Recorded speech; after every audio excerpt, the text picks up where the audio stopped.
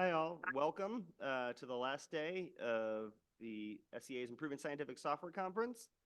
Today we have another good set of talks, so hopefully you all will glean something from them. To start with, we have Chris Edsall, who is attending virtually and is going to present on the Institute of Computing for Climate Science. So yeah, Chris, you take it away. Thank you very much. I am indeed going to talk about our institute. So unlike some of the other talks in this conference, including one from my colleague, this isn't about a piece of software. This is more of a community talk.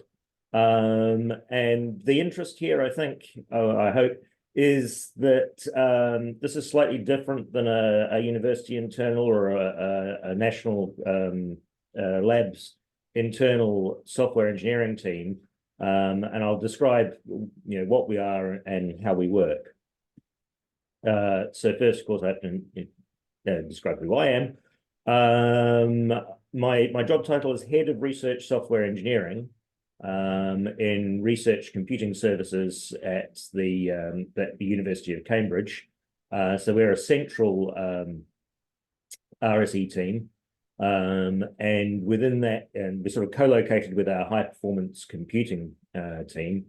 And we have a group of RSEs who work across most of the domains in the university, mostly STEM, to be honest. There's a separate group who do digital humanities, but we deal with astrophysics, materials science, bioinformatics, that sort of thing. Then there's another team of research software engineers that I look after in what we call the Cambridge Open Zettascale Lab.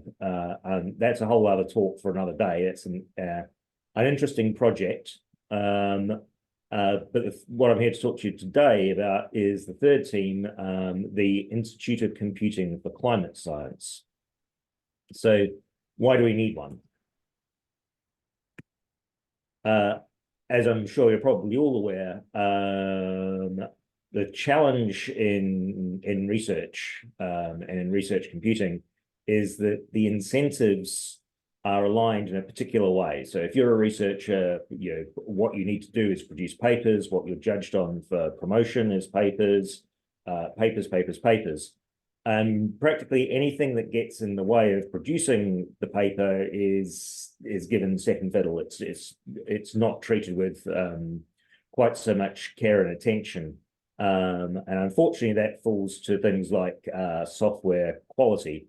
Why software quality is important is we have a problem in science. Science ought to be replicable.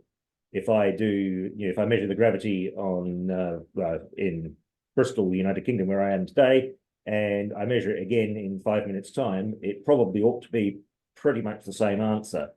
Can we say that about the computational work that we're doing? And more critically, if I run my job on a different number of cores, does it give the same answer? If I run it on a different number of nodes, does it give the same answer? If I run my job with a slightly different version of libhdf5, do I still get the same answer? And not enough people, I don't think, are caring about that sort of thing. And that's why we have research software engineering. So unfortunately, the slide got a bit cut off there, but it was the theme of this conference to improve scientific software. By hopefully making it more reproducible, more maintainable, more reliable, by adding all the sorts of things that you get in large software, good large software development houses with practices like version control and testing and static analysis and all that goodness. So that's why we need research software engineers. As a whole, why particularly the Institute of Computing for Climate Science? So this came about through a piece of philanthropic funding from Eric Schmidt's organization. At the time, it was called Schmidt Futures.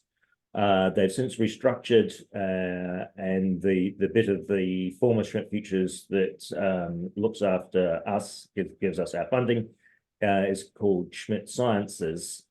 And the point of them funding this particular work in Earth Science, VESRI stands for the Virtual Earth Science Research Institute, is that national funding agencies and other funding agencies have a particular genre of project they like to fund.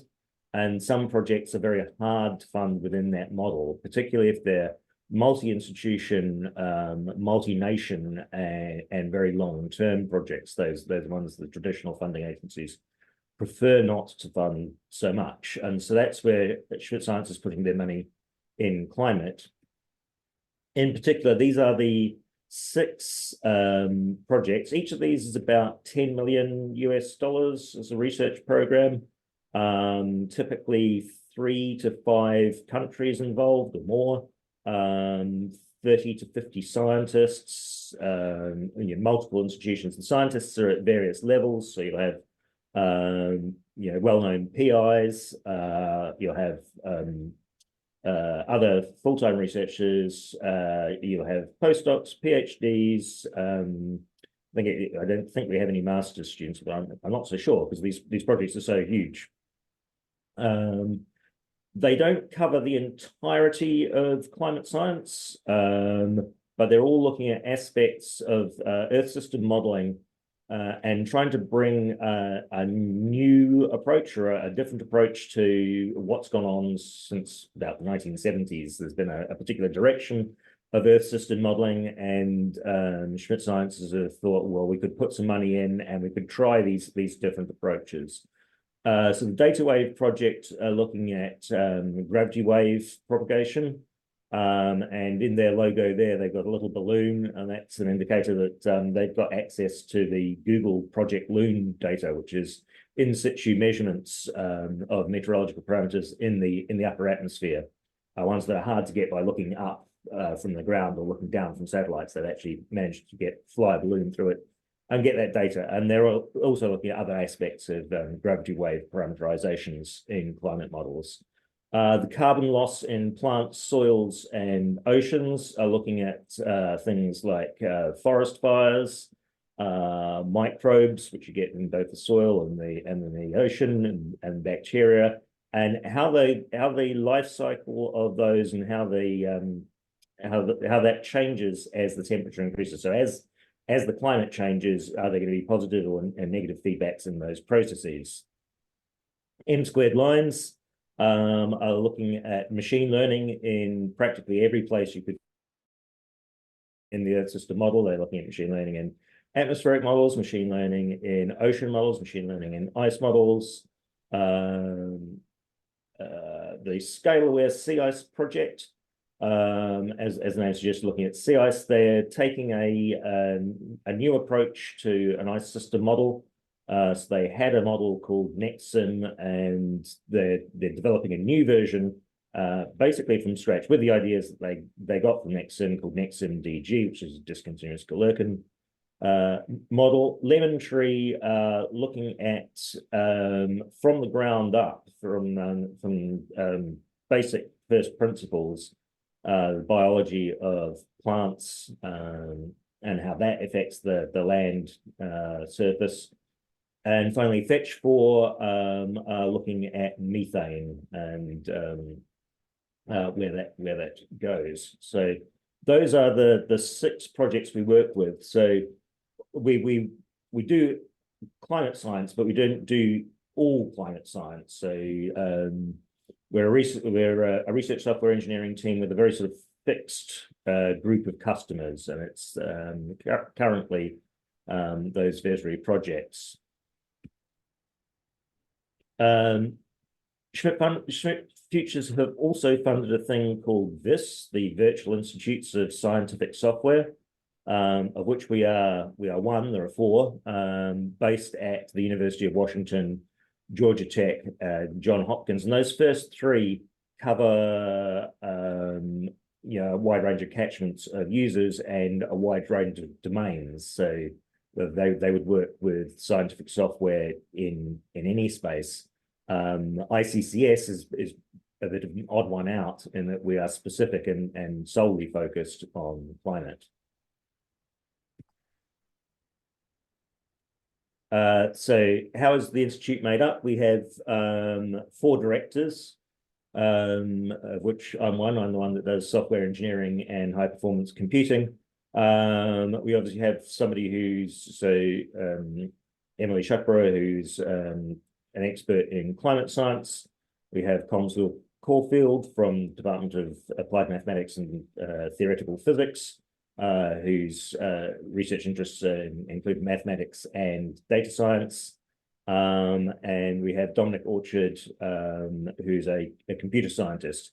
And the idea is the ICCS brings those 4 or 5 or 6, if you count them, strands of domain knowledge and combines all of that to bring it to bear on climate science. And we do that operationally through 2 different strands.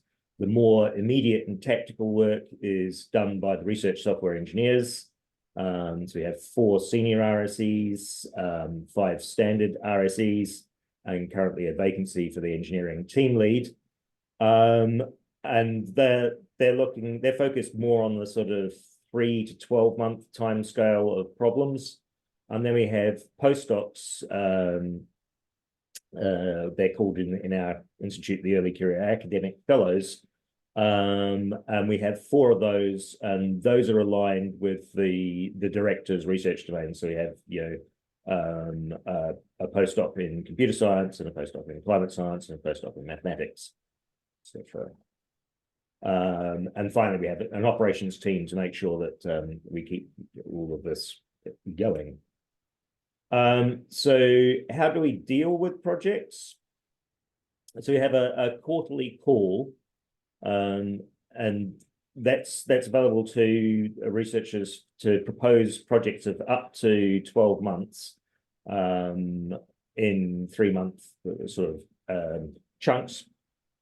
The projects come in during any time during the 3-month period. And then shortly before the allocation board meets, we review the projects, the research software engineers and the team.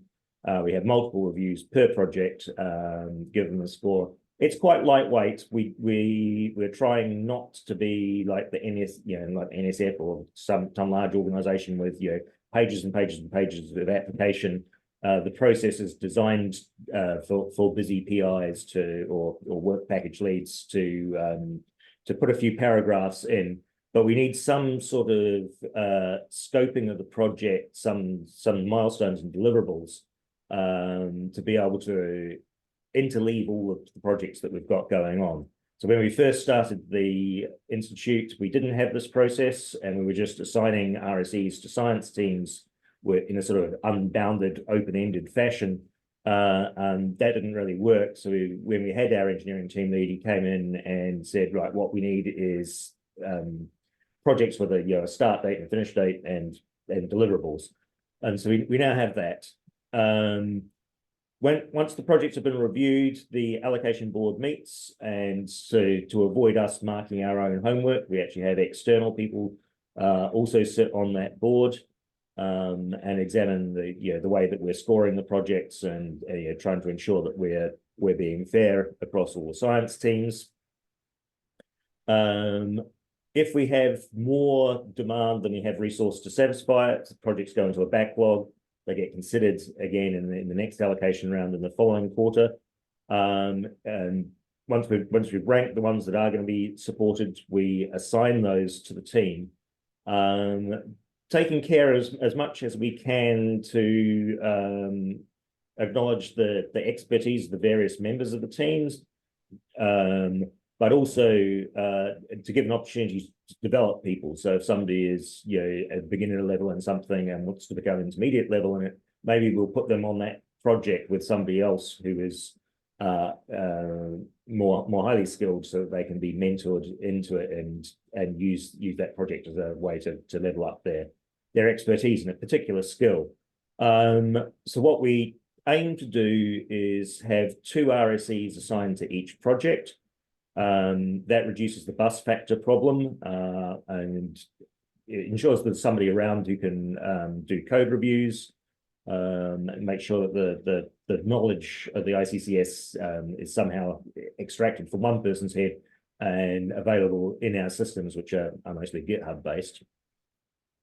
The second thing we do is we try and have 2 projects per RSE, because that way, if somebody's blocked on one of their projects, they've always got something else to go to and make progress.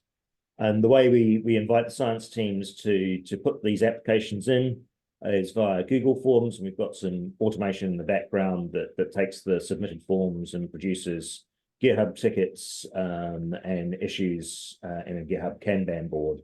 And so when it comes time to run the allocation process, it's all there in a view in GitHub. Following on the theme, you've got another GitHub Kanban board there as an example of one of the projects that we're working with. I mentioned the SACIP sea ice model next in DG. With all of the science teams, we have monthly meetings to make sure the PIs are happy, that we're still aligned. The ICCS and the science teams are aligned on what they want to do and what they want to be delivering, in case there's some course correction that needs to be done on either side. So we make sure that we're meeting at least monthly. That's between the directorate and the PIs, and then between the RSEs who are working on the project and the work package leads, or the people in the team who are collaborating with, we tend to meet more frequently, maybe monthly, or maybe weekly, or at most fortnightly. And we arrange our work using GitHub, using Kanban, and we have boards that are internal to ICCS, and we also have where the team we're collaborating with does have projects in GitHub and uses the GitHub board. We can put our tickets in their board as well and just tag them with ICCS so that they can have a view if they have developers of their own, and we are working with their developers, then we can see the totality of the project in the one board. So an example of a project we were working on, so the Vesri team was DataWave. The project was called MSGWAM. And in fact, you would have to ask my colleague, Tom, who spoke in this conference yesterday morning, and spoke on F-Torch. But he was also one of the people involved in MSGWAM, exactly what those letters stand for. It's a component of the German weather model ICON, and they're looking at advection of momentum or momentum fluxes between neighboring columns. And so the challenge there is the way the computation is laid out. It's very fast to communicate up and down the column, but less so between columns.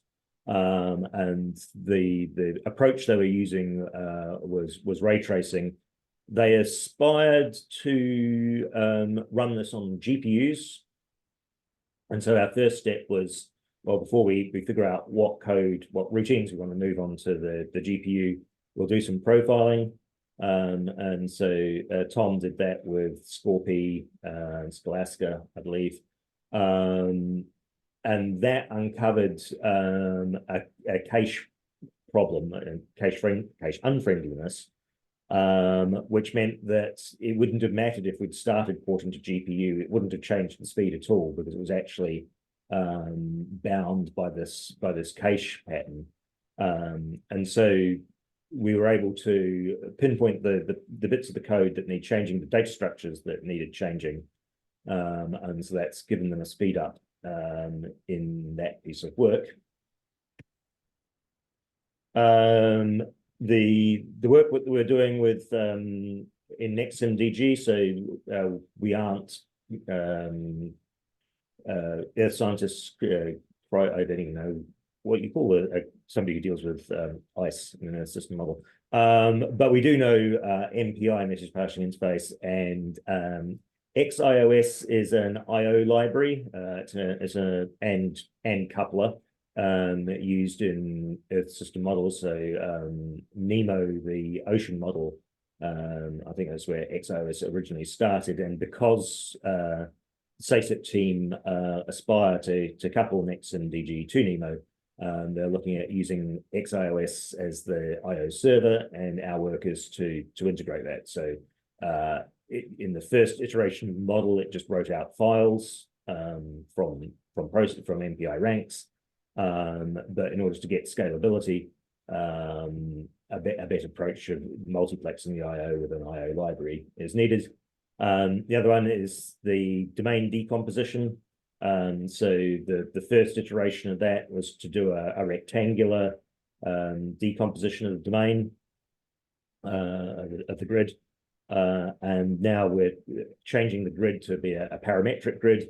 And that actually, some of the simplifying assumptions we used in the first version of the MPI parallelization now need to be revisited because the grid's not quite as simple as it was. So we're adding the expertise on the HPC side, and the SASIP team are bringing the ICE science to it. This is an example, and you would have seen it yesterday when Tom presented. The first two examples were project-driven, but part of the explicit goal of ICCS when it was set up was to try and divine cross-cutting concerns. If multiple of the science teams are hitting the same sorts of problems, can that be abstracted out? Can we find one solution that's going to work for multiple teams? And the first one of these we found was the difficulty of interfacing machine learning to Fortran, because most Earth system models are still mainly written in Fortran. Most machine learning is mainly written in Python. At least the training of it is done that way. And it's a bit clunky. There's a sort of impedance mismatch between Python and Fortran. Going back to the challenges slide at the beginning, where people are sort of moving ahead with quite some velocity of code to get their papers out, they're not really paying much attention to the sustainability of the software in terms of maintainability. And so a lot of the interfacing that we were coming across was one-off, bespoke, not reusable, in some cases not so well maintainable, because it's a messy problem trying to interface Fortran and Python. So what we've done here is we've written this thing called ftorch. So if your model is trained in Python, in PyTorch rather, you can save the weights and biases out into a file, and then you can use the C++ API into Torch. You can call into that from Fortran, because there's since Fortran 2008, there's a language-specific ISO C binding, which also allows calling C++. And so that's a piece of work that we're doing sort of outside of the resource allocation process in our own time, in time that's not currently allocated to other projects. So that's one of our internal ones.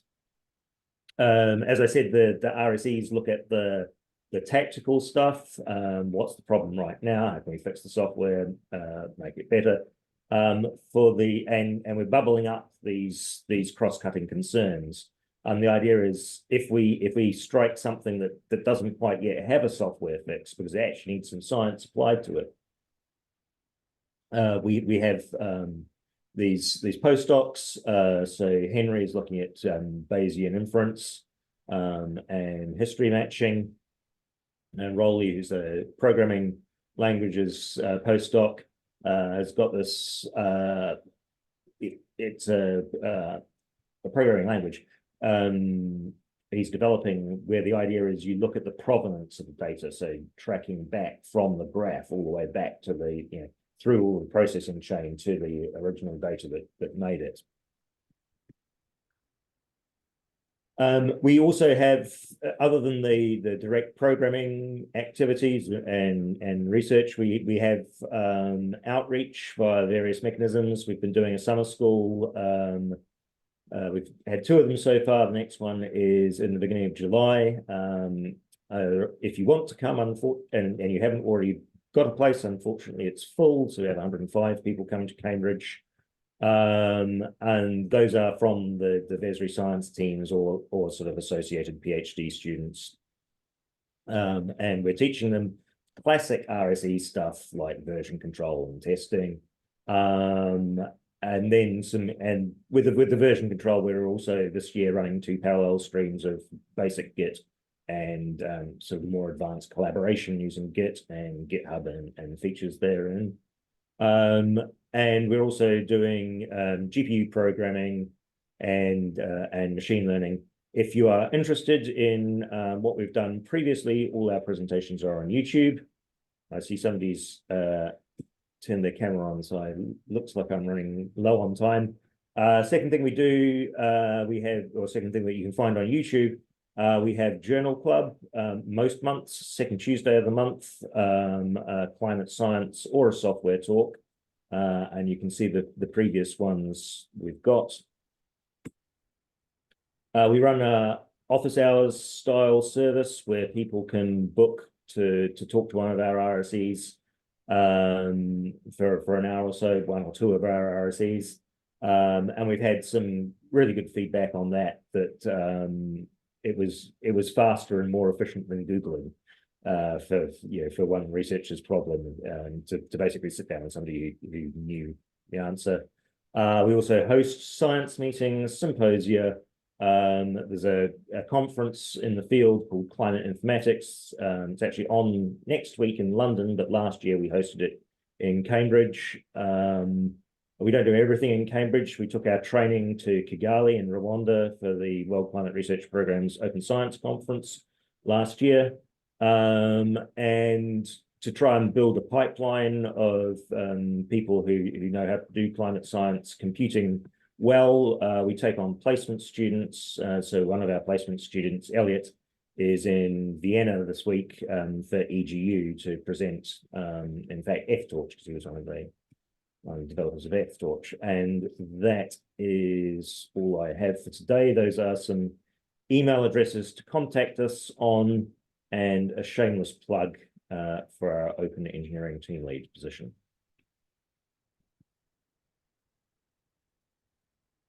I believe there's time for questions.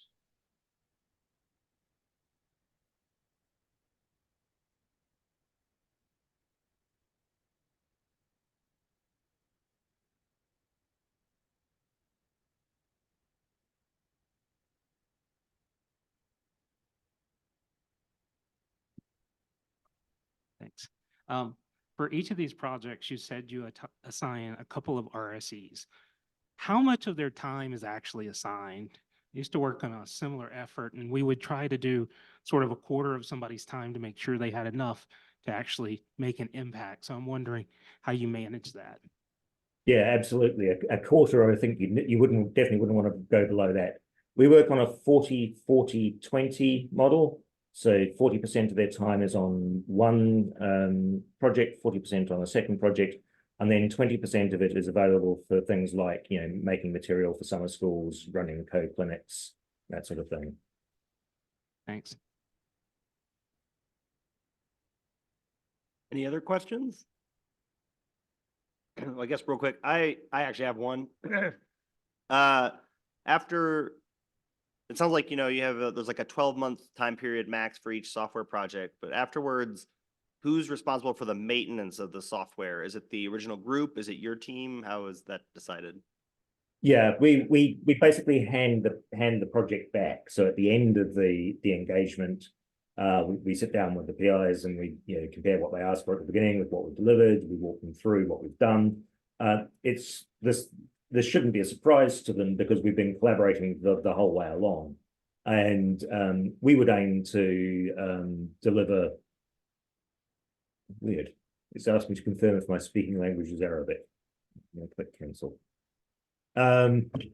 We would aim to deliver software that is more easily maintainable than if it had just been thrown at the wall in a rush. So yeah, that's part of our goal, is to make it maintainable. Great, thank you. Any last quick questions? Cool, awesome. All right, well, thanks, Chris. No worries.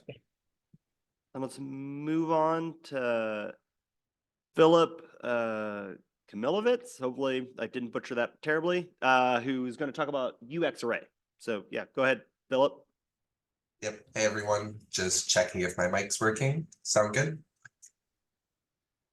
Okay, perfect. Let me get the presentation up. So yeah, today, for those of you that were here on Tuesday, and we're at the UXarray tutorial, there may be a little bit of repeated stuff here, but today I'll be going into the design of the UXarray package, how we leverage Xarray to provide a familiar experience for the users, and how we use GitHub for maintaining a community-owned Python package. So this presentation is going to be split into two parts. The first one is going to be focused on how we use Xarray to bridge unstructured grid data analysis. So most of you here are probably familiar with Xarray. Okay, so it's an open source Python package for working with labeled multi-dimensional arrays. So within the geoscience community, one common data set would be structured grids loaded in the netcdf file format, so latitude, longitude grids. With UXarray, our goal is to provide an extremely similar interface, but for unstructured meshes. So with that stated, UXarray is an open source Python package built around the UGrid conventions for working with unstructured grid datasets. And throughout our entire design, we extend upon Xarray to provide grid-informed implementations of many of the common workflows and functionalities that someone would have with Xarray. And why would we extend the Xarray package? So standard structured latitude, longitude grids, they're very simple to represent on computers. They're essentially just stored as n-dimensional matrices in memory. And because of this, they can easily be loaded with Xarray with no additional work expected from the user. However, for unstructured grids like this Canvas C example down here on the bottom left, they're composed of irregular geometries that are stored internally in terms of coordinate and connectivity information. And what this means is if you need to get any spatial information out of those variables, you need to manipulate and index them in one or more multiple ways to actually get information about the grid. So even though you can load in unstructured grids with Xarray by itself, you can't actually do anything of relevance with it unless you write additional code. So that's why we chose to work on UXarray. It's to bridge this gap between loading the data and also providing analysis functionality without expecting much integration or much additional code from the user. So we follow a very heavy object-oriented design. So UXarray is aimed to be as close to a one-to-one replacement for working with Xarray when working with unstructured grids. So we want to provide functionality that directly operates on unstructured grids without needing much code modifications from the user.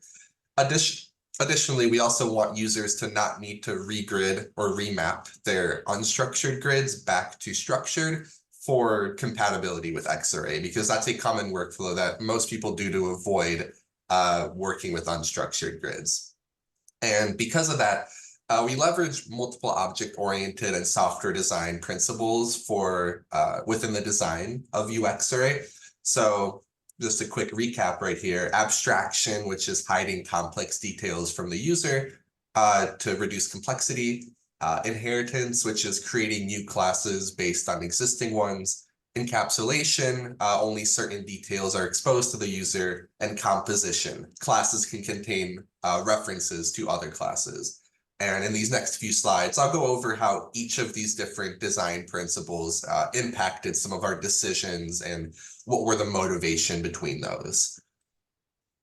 But before that, I'll just give a high-level design. So here we have in the center, we have our three core data structures, which are our grid, our UX data set, and UX data array. And we can see that those latter two that I just mentioned inherit from their Xarray counterparts.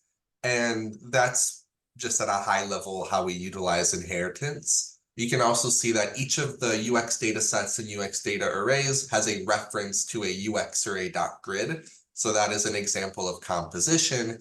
And we'll dig more into detail in that in the next slides. But generally speaking, this design right here is very similar to Xarray from a high level perspective. But if we look at a code snippet, this becomes significantly more clear. So on the left here, or on both of these, we just have a very basic example of loading in a data set, selecting a time slice and plotting the result. So we can see that both the Xarray and UXarray are within one line of code from each other.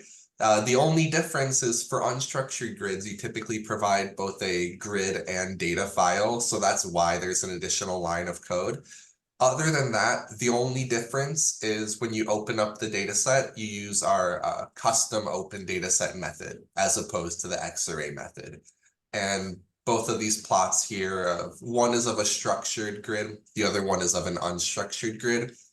Both are from the same data variable. So we can see here that for very basic workflows like this, really just a simple change to one function can get you working directly with unstructured grids.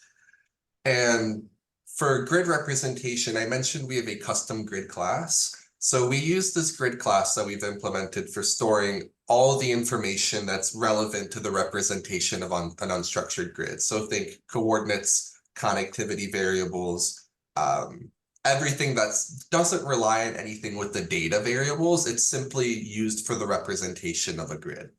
And we use the UGrid conventions internally, which one of the issues with unstructured grids is there's no agreed upon convention that everyone uses for representing them.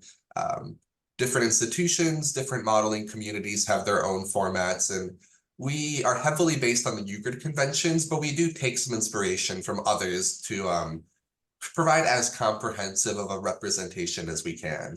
And even though we represent everything in the UGrid conventions, we have support for loading multiple grid formats, such as MPaaS, Script, ESMF, and a couple others. And we also provide a modular design, meaning that if someone comes from another unstructured grid community and they want to extend UXarray to support their grid format, we have heavily documented examples, and the way our code is written, you would just plug in a couple functions within a module and you can add support that simply. So that was another goal. We want to keep it as modular as possible. And in this screenshot here on the right, we can see that when you print out a UX grid, you can open it with its own custom method. You get direct information about that unstructured grid. And keep this in mind when we get to, I think, our composition one. But now we have our use of inheritance. So again, even the name UXarray sounds extremely similar to the name Xarray. So the reason for this, and the main reason why we inherit, is we are heavily based upon Xarray, meaning that our two core data structures, the UX data array, UX data set, they completely inherit from their Xarray equivalents. So a UX data array is a Xarray data array that is grid informed, meaning that when we inherit all of the methods and attributes, most methods are inherited with no need for modification. So for example, taking the minimum of a data array, that works without any needed changes. Some of them are overloaded to support grid-informed functionality. So these are ones that we've overwritten to have custom functionality. So plotting, for example, if you were to go in just standard Xarray and try and plot an unstructured grid, you'd be out of luck. But in UXarray, we have custom implementations for that. And we also add new functionality to these objects that weren't previously present in Xarray. One example is computing the gradient of a data array. And we can see in Python, if you use the is subclass method, you can see whether one class inherits from the other. And we can see both for our UX data array, UX data set, they both return true. And just an example here on the bottom left, just calling the minimum function. This looks exactly how it would with Xarray. The only difference is you can see it's a UX data array. And yeah, just observe how both are subclasses, and most functions can be called directly without needing to create new implementations. The next example of some of the design choices that we made were the use of composition. So each of those previous data structures that I mentioned, the UX data array, UX data set, they are linked to a grid object. And that grid object, just to summarize, is our internal representation of an unstructured grid. And a single grid can be linked to multiple data variables within the same data set, because you may have one grid, but there's multiple values mapped to that unstructured grid. So we make sure that the references to the grid, there is only one. We don't duplicate any, we don't have 10 of the same grids for 10 different variables. And this grid is used and communicated to from those UX data arrays and UX data sets for grid-informed functionality. So for example, when you're doing remapping of a data variable from one unstructured grid to another, it's called at a high level from a UX data set or UX data array, but internally it performs calls to this grid object.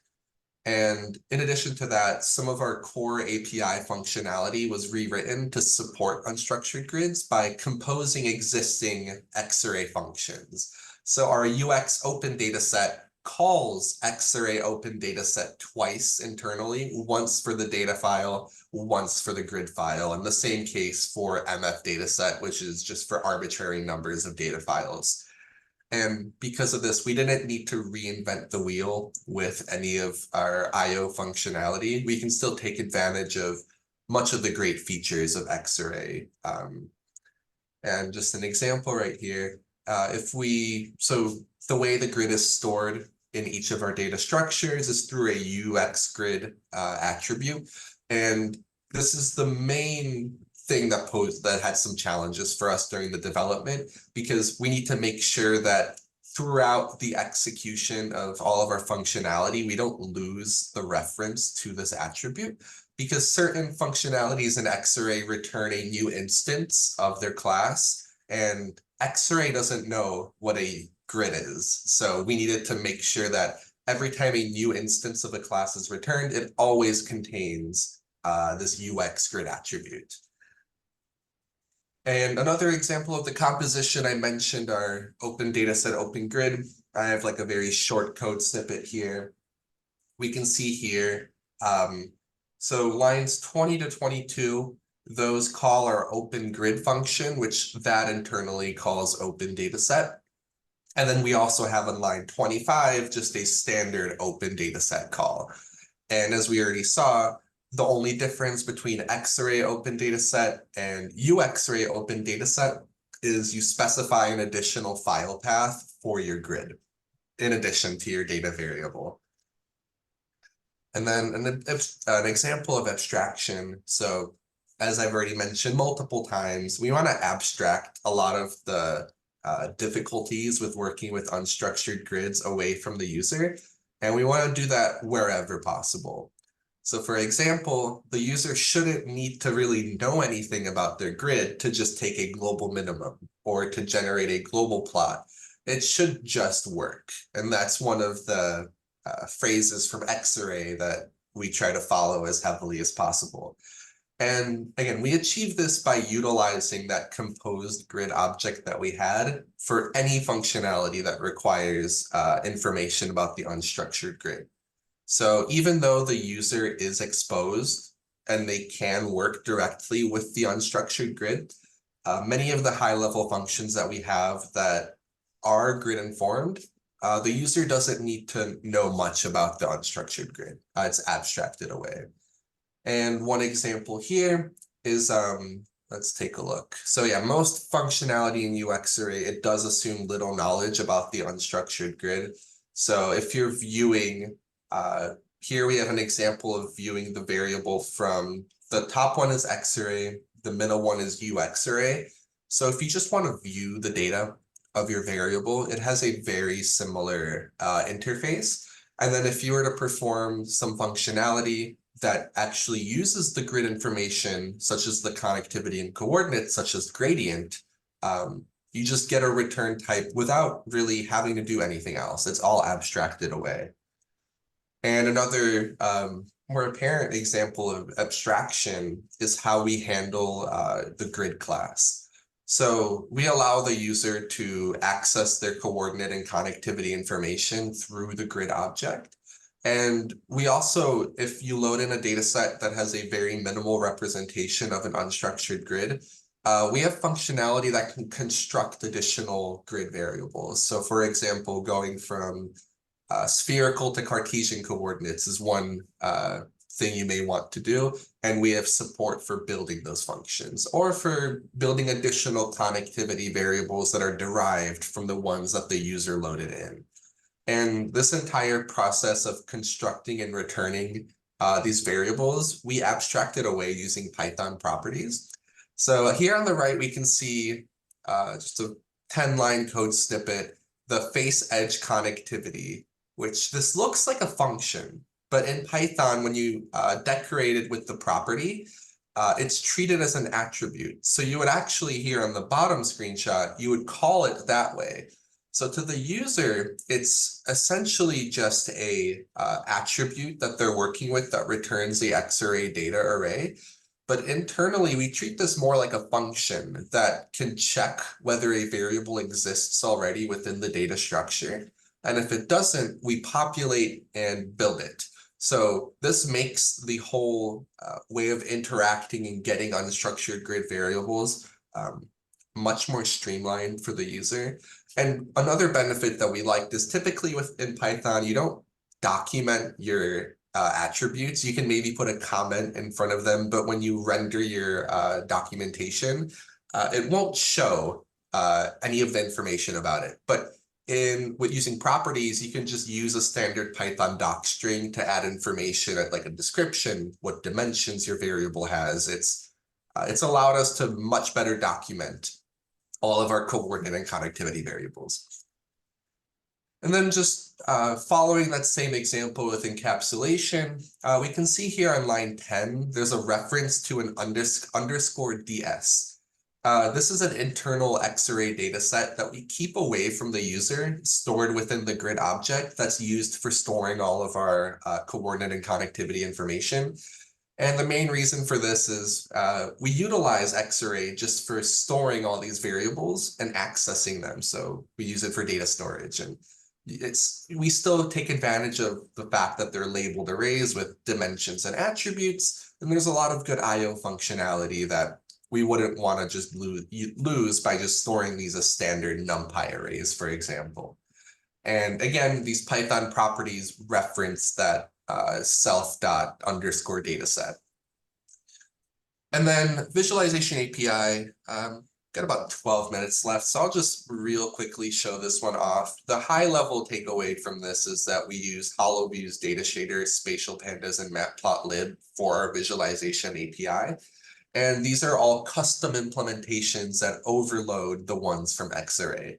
So if you wanted to generate a high resolution plot of a 42 million face grid, it would look something like this with UXarray. And this red little circle right here, if we zoom into it, again, all these plots were generated directly with UXarray. So there's high levels of data fidelity. And I'll get to another part of that towards the end of this presentation, but I always like showing these off. These are some of the capabilities you can expect from UXarray. And the second part, so we are leveraging GitHub for maintaining a community-owned Python package. So for those that, I know there was a lot of great talks already that have mentioned a lot of things about GitHub, but I'll just summarize it once again. So GitHub is an online platform that uses Git, which is an open source version control software. It's used for code management, really anything that relies on version control.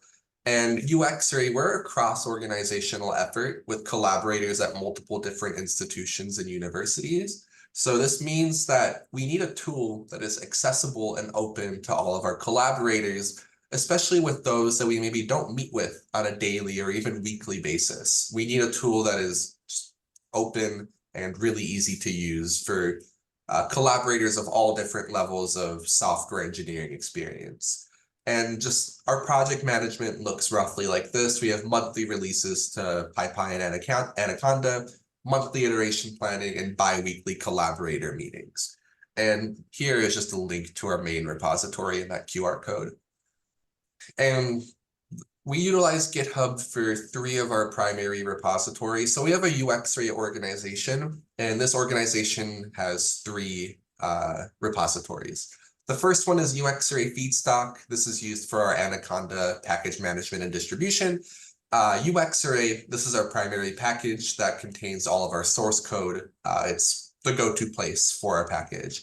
And we also have UXarray ASV, which is our benchmarking using the airspeed velocity package. So with GitHub, one of the things you can do is make issues. So issues, they're used for planning, discussing, and tracking different features for your development. And there's a lot of great functionality with this. You can assign developers to work on a certain issue. You can set custom labels such as bug, new feature. You can link it to the project boards, which I'm going to cover in the next slide. And then same thing, you can link them to milestones and pull requests, which I'll cover those in the next slides. So for anyone from maybe more of a general agile development, these are essentially tickets that are used, but it's all directly through GitHub. They're accessible to everyone. If you have a public repository, everyone can see them. And the way that they're logged and stored is there's a history of all the development that you've done. So even if you've closed one, you can still, years from now, go and take a look at it. The next one is milestones. So milestones are, you can think of them as almost like a label, but it's a better label. So you can group issues and pull requests into these milestones. And when you click on them, you can see roughly what progress, when the due date for a certain milestone is. So it gives you a bit more detail than just a regular label, such as bug or new feature. And we utilize this to provide the community, and especially those that don't develop for UXarray, but they want to have an idea how our progress is coming along. It can give just a tangible number for what our overall development of different functionality looks like. So here for visualization, we have no due date, but out of all the issues and PRs that we have linked to it, 66% of them have been complete. And the next one is pull requests. I'm not going to go too much into detail for this one, but it's essentially a proposal to merge a set of features from one branch to another. Most of the time, it's from a developer's feature branch into the main branch. And within UXarray, this is extremely important for us because not all of our collaborators work at NSF NCAR, which means that many of the times when we interact and sit down to look at someone's code, it's through the pull request process. And this is where some of the core maintainers of the package can give critical feedback to any of our external collaborators. And just an example of what a pull request looks like, you can see the changes in the code. You can leave comments and reviews, which they automatically become outdated if something has been updated. You can resolve them. And if you have any automatic GitHub actions or other workflows, they can run when you have a pull request. And then discussions. This one I'll skip over just for the sake of time, but it's like a GitHub issue, but much more open-ended to where you can just have a general, it's like a form as opposed to a ticket. So you can have some great communications here. And we utilize these issues for getting much community feedback and just ideas of what we should prioritize for the package in a less intimidating environment than a GitHub issue. Project boards. So this is something that we utilize a lot now for the past year, and it's a live workspace to filter, sort, and group issues and pull requests. And you can think of it as being very equivalent to a Kanban board from agile projects, and you can have support for custom views such as roadmaps, bug trackers, milestones. Really, you can create your own custom views. So whatever needs you have from these types of agile development boards, you can customize it to your liking.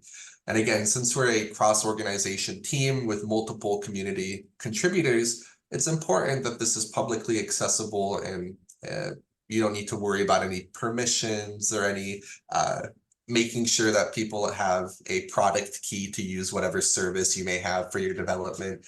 And here is just a view of our iteration view. So you can see they're grouped based on different categories such as to do, in progress, in review, and all of those. And it has a really nice interface that we take advantage of. And again, this is all through GitHub. So we're not using any external tools in here.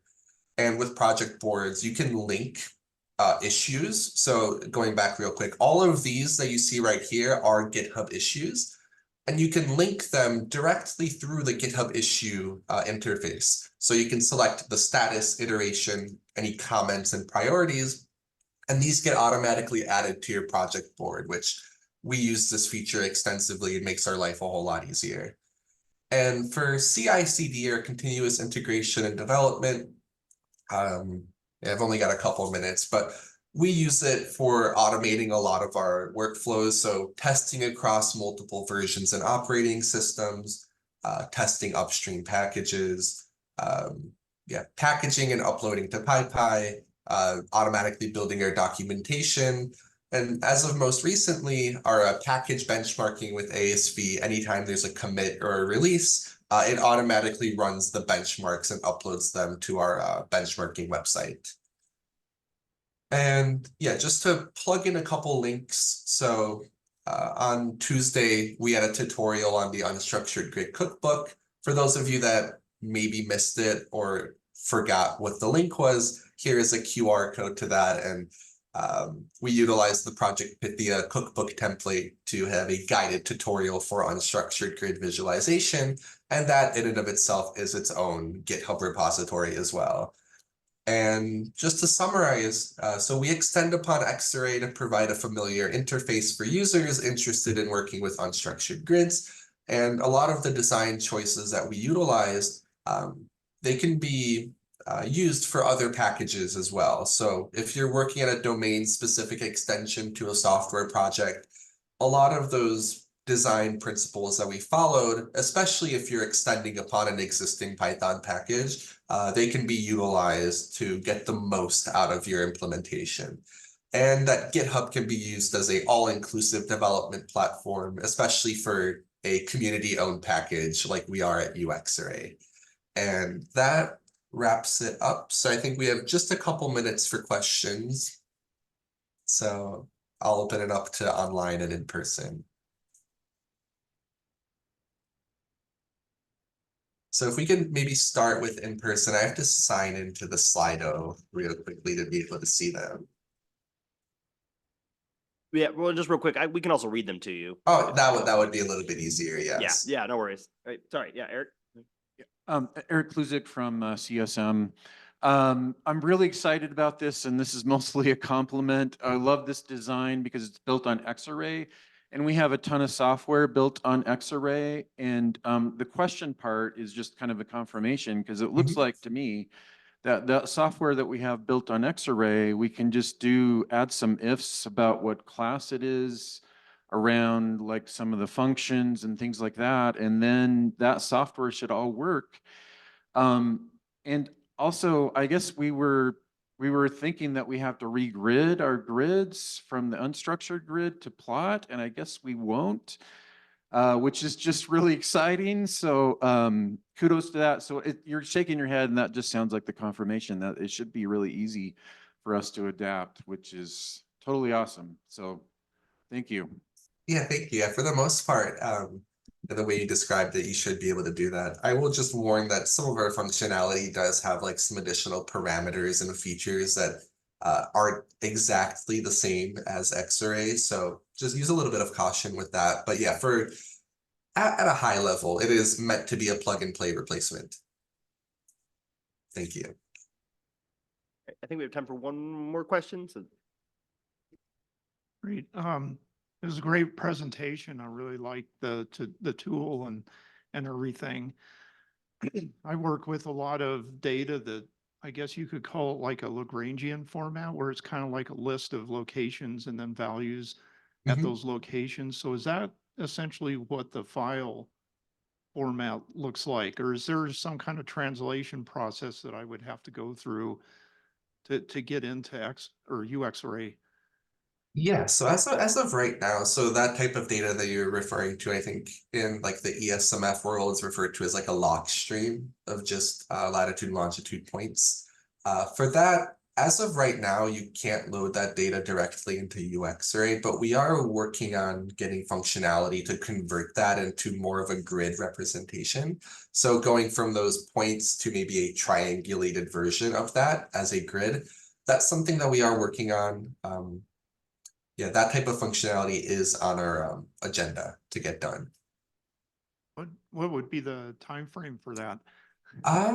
So that was one of our interns' work, and he's coming back this summer. So I would keep an eye out for it.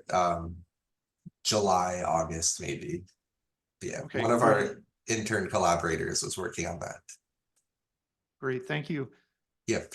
And there was one question online. I'll just answer that real quickly about regridding. So we support unstructured to unstructured regridding. And as of right now, we just have very basic nearest neighbor and inverse distance weighted implementations. So it's all re-implemented in pure Python. We are looking into ways of possibly maybe binding with XESMF or with the larger ESMF library for some of our applications, but right now there's no direct functionality with XESMF. So hopefully that answers your question. Great, thanks, Philip.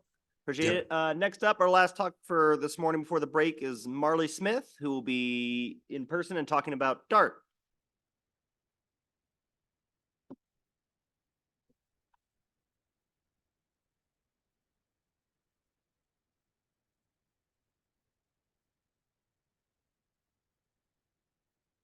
Okay, can everyone hear me? So good morning, everyone. My name is Marlee Smith. I'm a software engineer in the DARES team, or the Data Assimilation Research Section, in the Computational and Information Systems Lab here at NCAR. And my presentation is called Fresh Eyes on O Code because I'm going to be discussing a topic that's really relevant in scientific software engineering, which is keeping long-standing code bases up to date with modern software practices and constantly evolving science. And in particular, in the context of our software product, the Data Assimilation Research Testbed, or DART.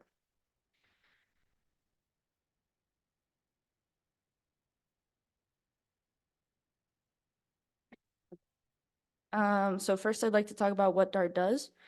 So DART is an open source and freely available framework for ensemble data assimilation. And data assimilation is the process of taking a model forecast or state and a physical measurement of the Earth system or an observation and combining the two to create a new analysis, which is an updated model forecast with improved accuracy. And so this is typically a cyclic process in the context of numerical weather prediction or system science. And so we're continuously repeating this process of updating the model forecast as we get new observations. And so the idea here is that the more observations you assimilate, the more accurate your model becomes. But in DART, we specifically do ensemble data assimilation. And so what this means is that we perform the assimilation on not just one model forecast, but on a large number of them. And I'm so going to real quickly go over an example here that uses 3 ensemble members or individual forecasts. And so you can imagine that we have already completed one iteration of the DA process, and we already have an analysis at some time TK. So we're going to now pass those analyses as new initial conditions for our models, and we're going to then run or advance those models to produce new prior forecasts at a time TK plus 1, or a time at which the next set of observations becomes available. And so each run of the model should produce slightly different results. And this is critical because we can also look at the spread of the ensemble as it progresses through the assimilation process. So in this next figure, we're going to take each ensemble member and calculate what that current model state would predict the value of a given observation to be. So in other words, the model is going to look at the location and time of an observation and make a prediction as to what it thinks the value of an observation at that place would be. And so this set of expected observations are also known as forward operators, and they're represented by H in this figure. And this is typically done by a process called model interpolation. So next, we're going to bring in a real-world observation or something that is actually measured. And we're going to think of this as the truth, and that's the red asterisk in the figure. And so we're going to take that real observed value and determine the observational error distribution. And this is typically a normal distribution, which is the bell curve shown in red. And so in order to improve the forecast accuracy, we want the model states to be closer to the observation. So we're going to nudge them in the right direction. So based off the distribution, we're going to determine the increments for the ensemble of expected observations, or in other words, we're going to figure out how much we should adjust the value of these expected obs to be better fitted to the real observation.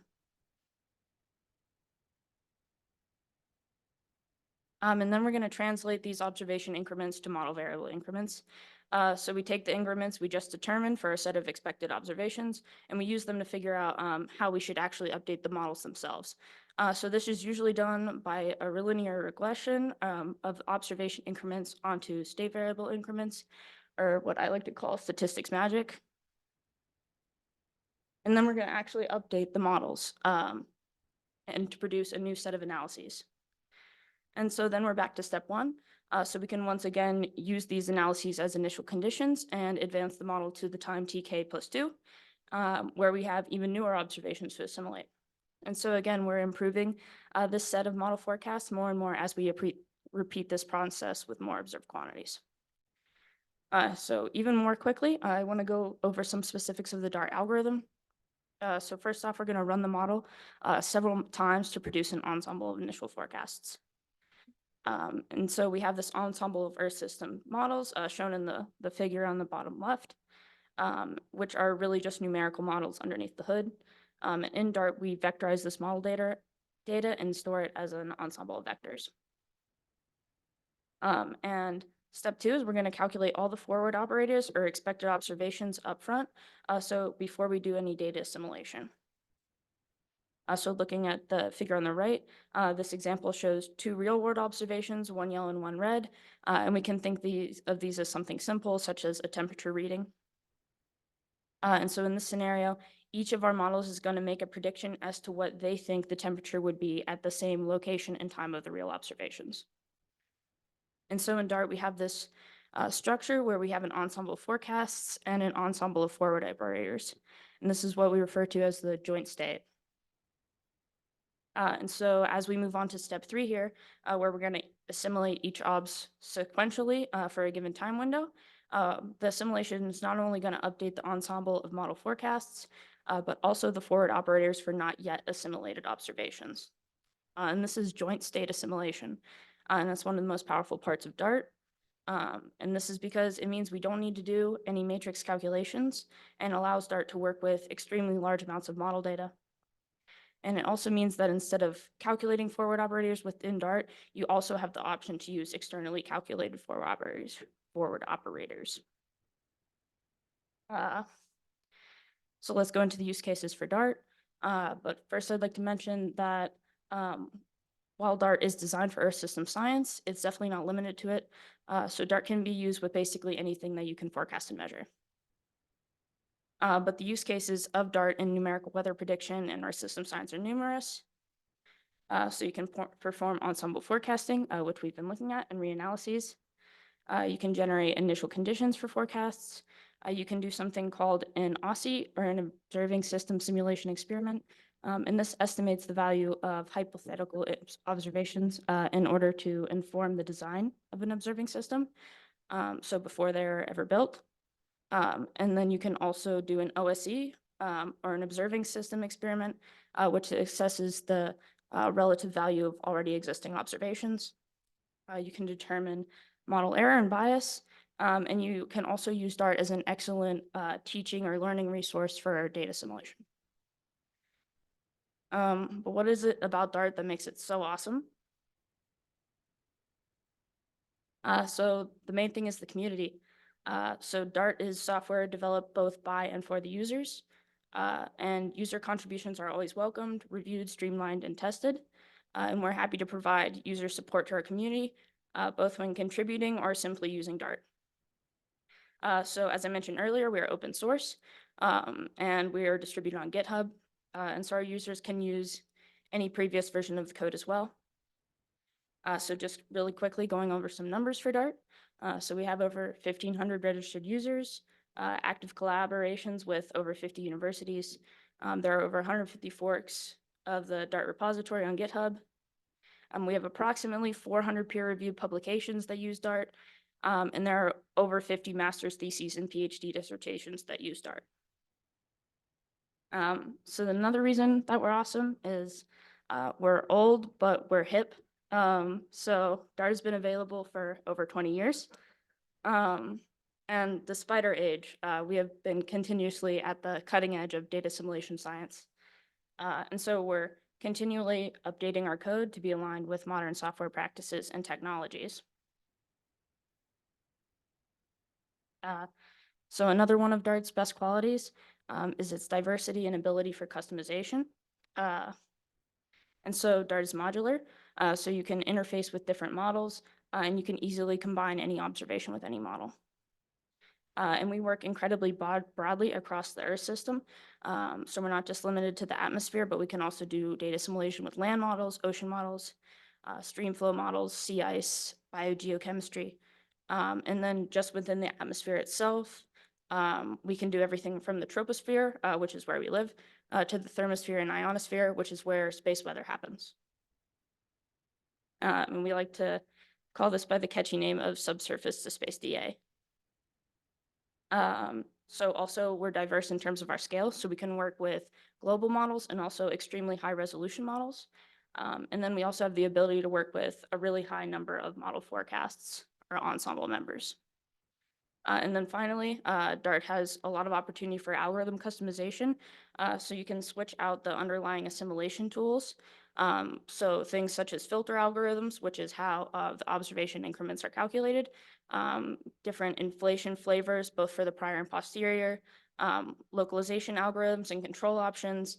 And Dart also now is available with nonlinear and non-Gaussian data simulation capabilities, which I'm going to be talking a bit more about later. Yeah, so as I mentioned earlier, Dart is modular, so you can switch out the model that Dart is interfacing with. And this makes it extremely easy to work with new models in Dart. But currently, there are approximately 50 geoscience models that have already been interfaced to Dart, and they are in areas all throughout the domains of the Earth system. So in the figure, the models are distributed based off their functionality in the environment. So for example, DIE-GCM models the thermosphere and ionosphere, or space weather, and WRF Hydro studies stream flow. And about half of these models are up to date with the current version of Dart and are currently being used. So next is observations. So this figure represents the Earth system data sources and platforms that are actively used in Dart. So we can work with data systems from satellites to ground-based measurements, aircraft measurements, and we can also work with both real and synthetic observations, so for things like OSSIs. And we, as I mentioned earlier, we can work with external forward operators, so you can use GSI forward operators or JEDI forward operators in Dart. And finally, Dart contains a lot of observation converter programs that convert those data sources to Dart's own observation sequence format. So Dart is extremely accessible and flexible as well. And accessibility is super important to us in Dart to be able to support our diverse community. And so we're fully parallel with MPI, and we can run on systems ranging from single core research computers to the top performing multi-core supercomputers in the world. We have really great compiler compatibility, so we're compatible with almost every Fortran compiler, and we strive to limit dependencies in Dart. So Dart currently only has one core library dependence, and that's netcdf.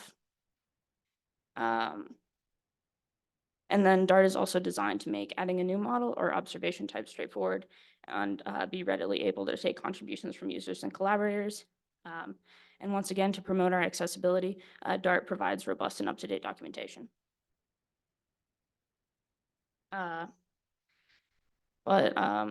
it's kind of a common problem in scientific software engineering that your kids' successes can also kind of become your challenges. So this flexibility also leads to much more effort in terms of maintainability in Dart, as we have to keep track and stay up to date with all these moving pieces. So we have to be on the lookout and stay up to date with compiler updates, new compilers, and also updating Fortran and MPI standards. And there is often a turnaround in terms of machines in scientific software engineering. And an example of this is the recent transition from the NCAR supercomputer Cheyenne to Derecho.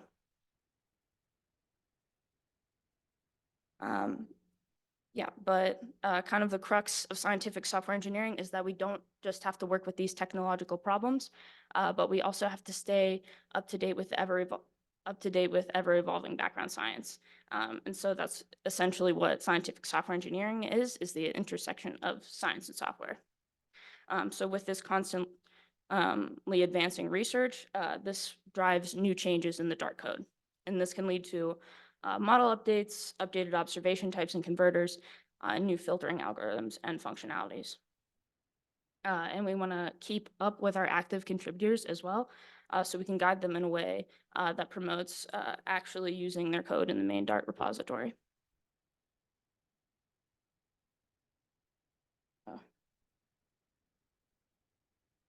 Yeah, so next I want to talk about one of these scientific updates, and that's the QCEFF, or the Quantile Conserving Ensemble Filtering Framework.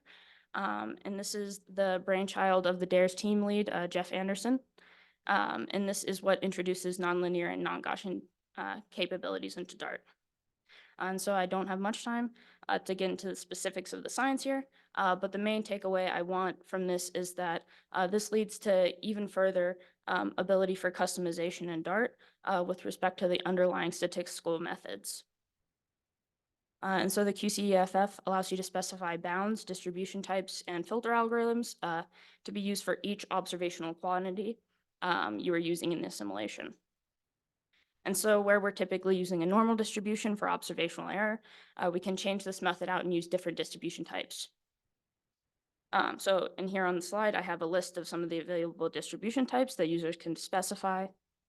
And so, for example, while a quantity like temperature is probably best suited to use a normal distribution, quantities that are bounded, or for example, things that should never be negative, such as snow depth, are often more accurately depicted with different distributions, like the gamma distribution. And so this leads to improved accuracy in our analyses, especially for bounded quantities like tracer concentrations, snow, ice, and depth, and soil moisture.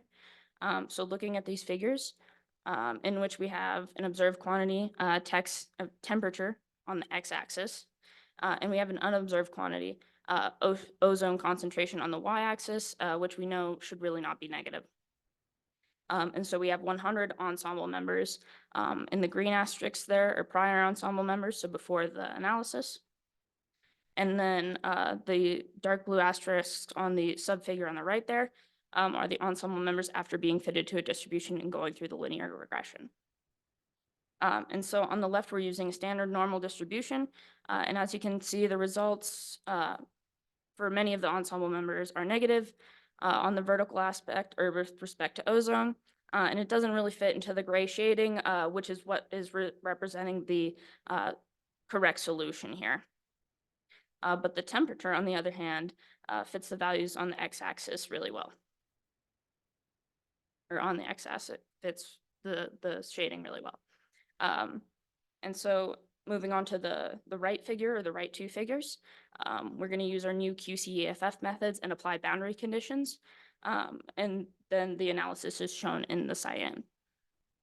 And so as you can see, the results are much better, especially with respect to ozone. So there's no negative values. And so being able to specify these options per observational quantity is really awesome. And this is because different quantities behave differently in the real world. And so this allows you to almost fine-tune your data assimilation system, picking and choosing which distribution to use for each individual observational quantity. So next I want to talk about another project that's in the works with Dart and in collaboration with the OSINT section in CGD and the Woods Hole Oceanographic Institution. And so this is Crocodile, or the CESM Regional Ocean and Carbon Configurator with data assimilation and embedding. And so the goal here is to build front ends to broaden accessibility to climate modeling capabilities, including data assimilation. And for this project, we're focused on regional oceanographic modeling.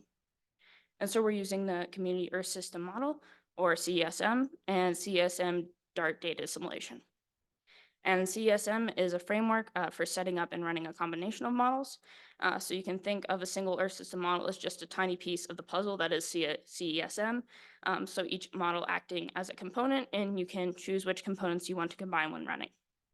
And here we want to focus on the ocean. And so therefore we want to focus on the oceanic components to CESM, such as the Modular Ocean Model, or MOM, and ocean biogeochemistry. And so the idea here is that few have access to the computational resources and tools required for configuring and running these modeling systems, and then analyzing the relatively large data sets that they generate. So we want to improve usability and accessibility. And we want to do this to promote science that can be understood universally and acted upon. And this is obviously super important for Earth system scientists in terms of promoting changes for conservation or for environmental protection and preservation. And so we want to incorporate Dart with a Python infrastructure and documentation to rapidly build ocean models and fit them to observations. And we also want to include powerful diagnostics that allow people to more easily understand ocean physics and biogeochemistry. So next I want to talk about mentoring, which is super important to us in the DARES team, and in my opinion, super important in research software engineering in general, because we want to build the community as much as we want to build the software. So in DARES, we do summer SciPark students, which is the summer internships in parallel computational science, and we also do part-time student assistants throughout the school year. But we want more than this. So we'd love to be involved in the Google Summer of Code. And this is a mentorship program focused on bringing new contributors into open source software. And this is really cool because the mentees don't necessarily need to be students. And then mentorship is really important in research software engineering because there's a lot of field-specific knowledge that is often not taught in your typical computer science curriculum. Such as HPC training or software-specific knowledge that often comes from expertise. So model knowledge. And then mentoring and promoting students is a great way to both produce critical research and nurture the student's ability or motivation to further contribute to Earth system science or related software engineering. And later I'm going to be talking a bit about some of our work that our students have done for us.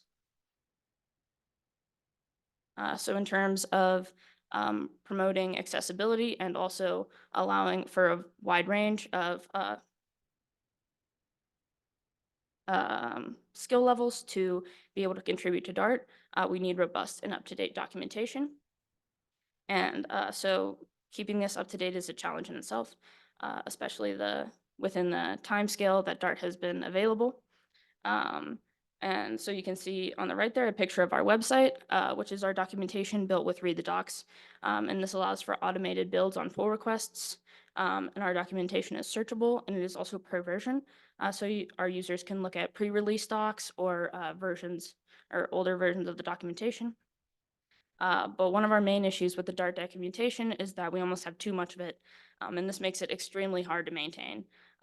So just a few of the things that is included in the documentation, you can see the full list on the left, is user guides for installing Dart and performing data assimilation, descriptions of the programs and modules in the repository, description of data assimilation theory or data assimilation tutorials, implementation details for our parallelism and control options, a contributor's guide, and much more.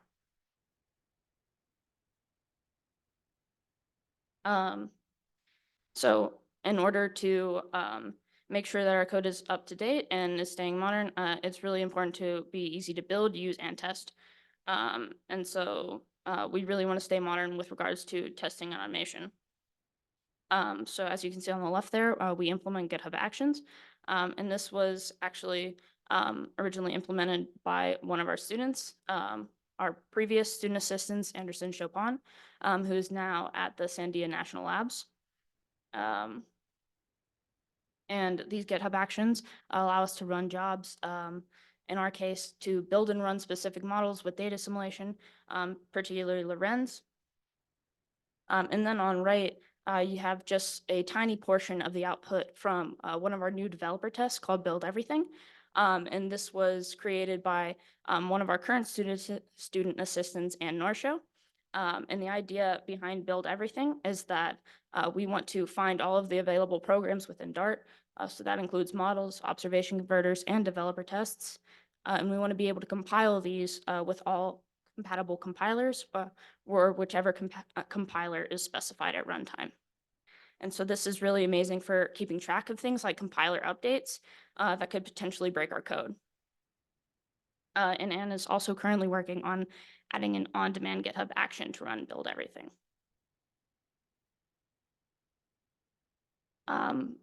But we always want to be improving, and this is especially true for our scalability. So we want to always improve this, and especially with respect to our ability to handle a greater number of observations. And so previous work to scale Dart really focused on working with higher resolution models, but satellite data now makes it possible for there to be billions of observations available per day. And this is kind of becoming a new norm for data assimilation. And so we really want to improve our scalability with regards to observation in terms of our parallelism, memory storage, and I/O. So we want to fix and improve a lot of Dart's developer tests and add new ones as well. We want to update model interfaces for existing models, especially those that are currently only compatible with older versions of Dart. And we always want to be working with new models and new collaborations. And so we welcome everyone and even encourage it for everyone to contribute to or use Dart.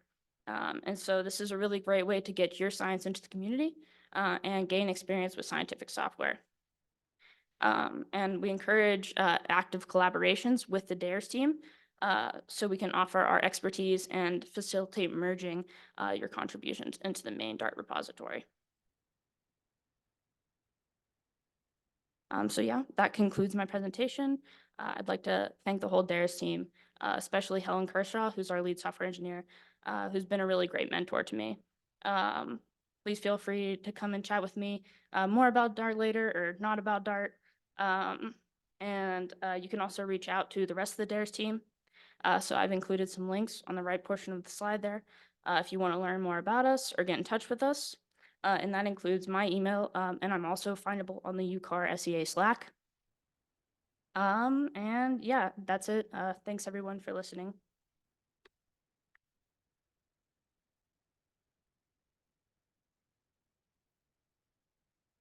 Thanks, Marlee. Any questions? Well, it looks like we got one from Eric. Did you want to just say it or do you want me to read it?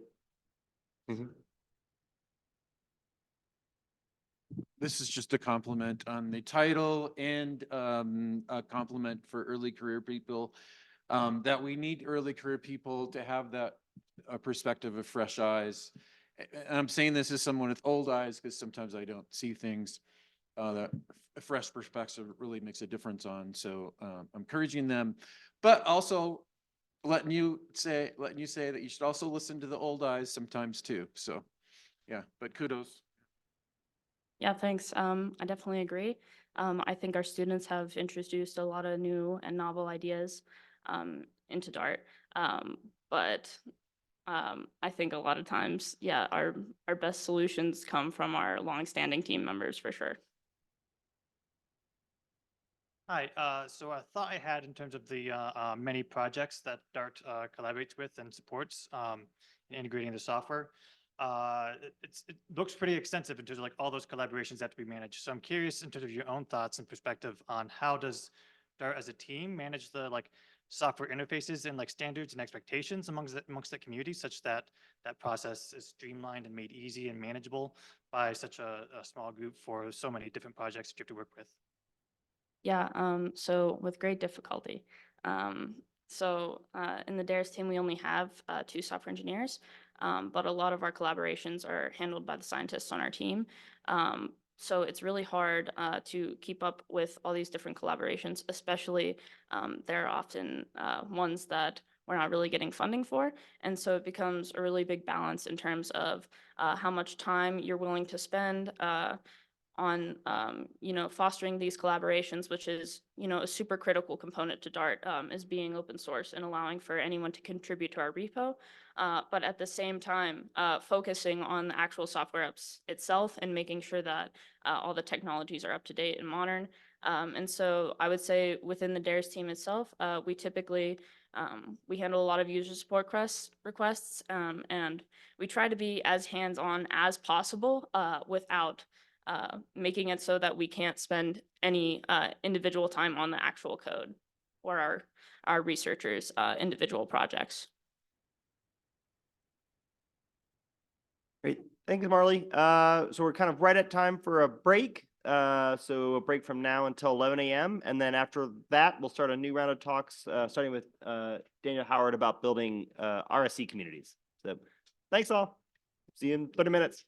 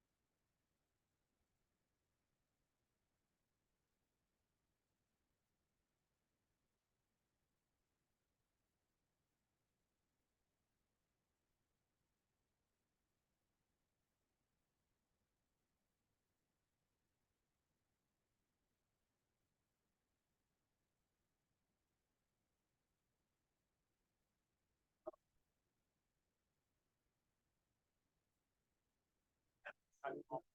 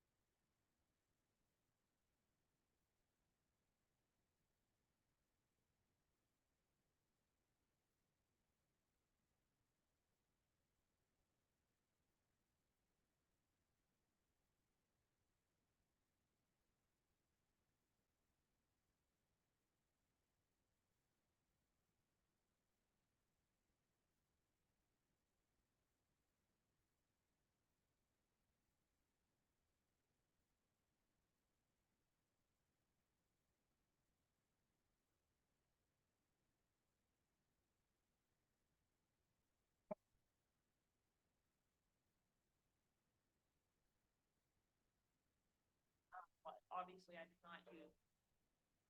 There's one of like five.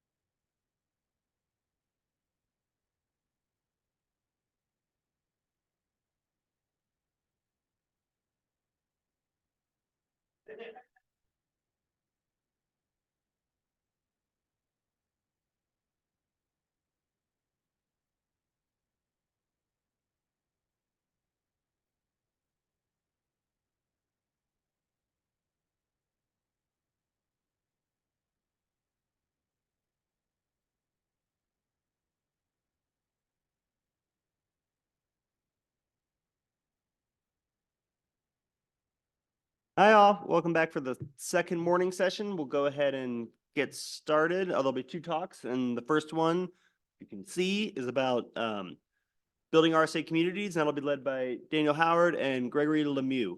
So yeah, feel free to take it away. Thanks. Thank you, Jesse. So yes, I'll be talking about building RSC communities at national labs. We did some focus groups and engagement with our RSC community about their needs in the space and what's currently going on and some future directions they'd like to see in terms of the RSC community space.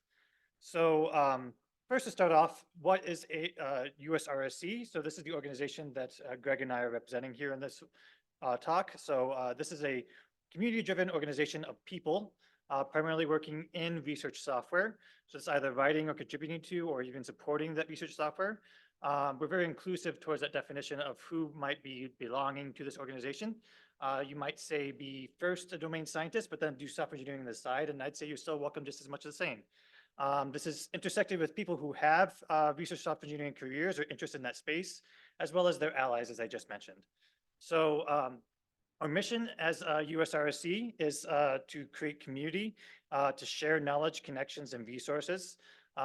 We'd like to be able to connect people and figure out what people actually need in this space and how we can best serve each other as a community that's united in the interest of furthering research software. Part of that requires advocacy in our work to promote RSC's impact on research and highlighting the value that RSCs add to the scientific enterprise. We also provide resources to that space in terms of access to information and material that are curated by our community as to support individuals and RSCs groups. And of course, we're also active proponents of DEI initiatives and diversity, equity, inclusion, and how we can make sure that we're including all people who identify within the space to be as effective as and as welcome as possible in our community. So again, RSC is not necessarily just software engineering and not just research either. It's somewhere in the middle. It's recognizing that distinct value and difference that exists for folks that work within the scientific space beyond what pure software engineering might just be, and the complexities that introduces when you're working on a software project that's aligned with research goals. So we do have like various events and activities that I'd like to highlight. We do have a conference coming up in October in Albuquerque that you're welcome to learn more about. There's also monthly community call meetings. You can join our Slack group space to learn about how to engage with those, as well as various working groups and other communities to engage with. And there's definitely other speaker series that some of these other working groups organize, such as the DEI group, Education and Training, and the Funders group. I might also add that there's funding for community and travel engagement support that our USRC provides. Typically around $2,500, but up to $10,000 per proposal. So if you're interested in engaging and finding even funding for even doing some work in terms of working with your RSC colleagues, that is definitely an opportunity you can apply for. You can always learn more by just joining the organization, which is free to join by anyone that's interested. Mostly through the generous support from the Alpha P Sloan Foundation currently that supports a lot of our initiatives. So what is an RSC community? So our USRC supports dependent on RSC needs and goals. Basically, our communities are, an active work trying to figure out what our common issues are, what we want to work on, and how to support each other. But there's various different ways that shows up in our space and within our colleagues and institutions. So, there can be like institutional departments and groups that explicitly work on software engineering. For example, there's a software engineering, Sandia software engineering research department. There's substantiating software engineering as a discipline as part of their mission statement that they work on. So they explicitly work on software engineering within that specific group and coordinate across the lab in terms of those interests. For here example, NCAR NSF. There is the UCAR Software Engineering Assembly. It's an identity affinity group for people to join and work together, like through this conference, to learn about each other's issues and support each other in that space. There's also like other smaller groups or initiatives that might take place that are in RSC type space or group coordinating type work. So that could be like a hackathon group, lunchtime talk groups, there could be Slack channels. There'd be like project-based groups around specific projects, large or small. For example, you might think of the CSM Software Engineering Working Group. And there's many other like forums that RSC communities can take. So I encourage you to be inclusive towards what that might be in terms of how that may play out in your institution.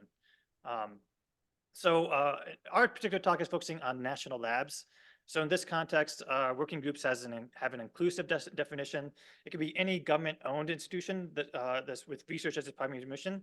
It can be government-owned and operated, or it can be government-owned and contractor-operated, kind of like UCAR or many of the other national labs. There's only one, I believe, that's actually government-owned and government-operated.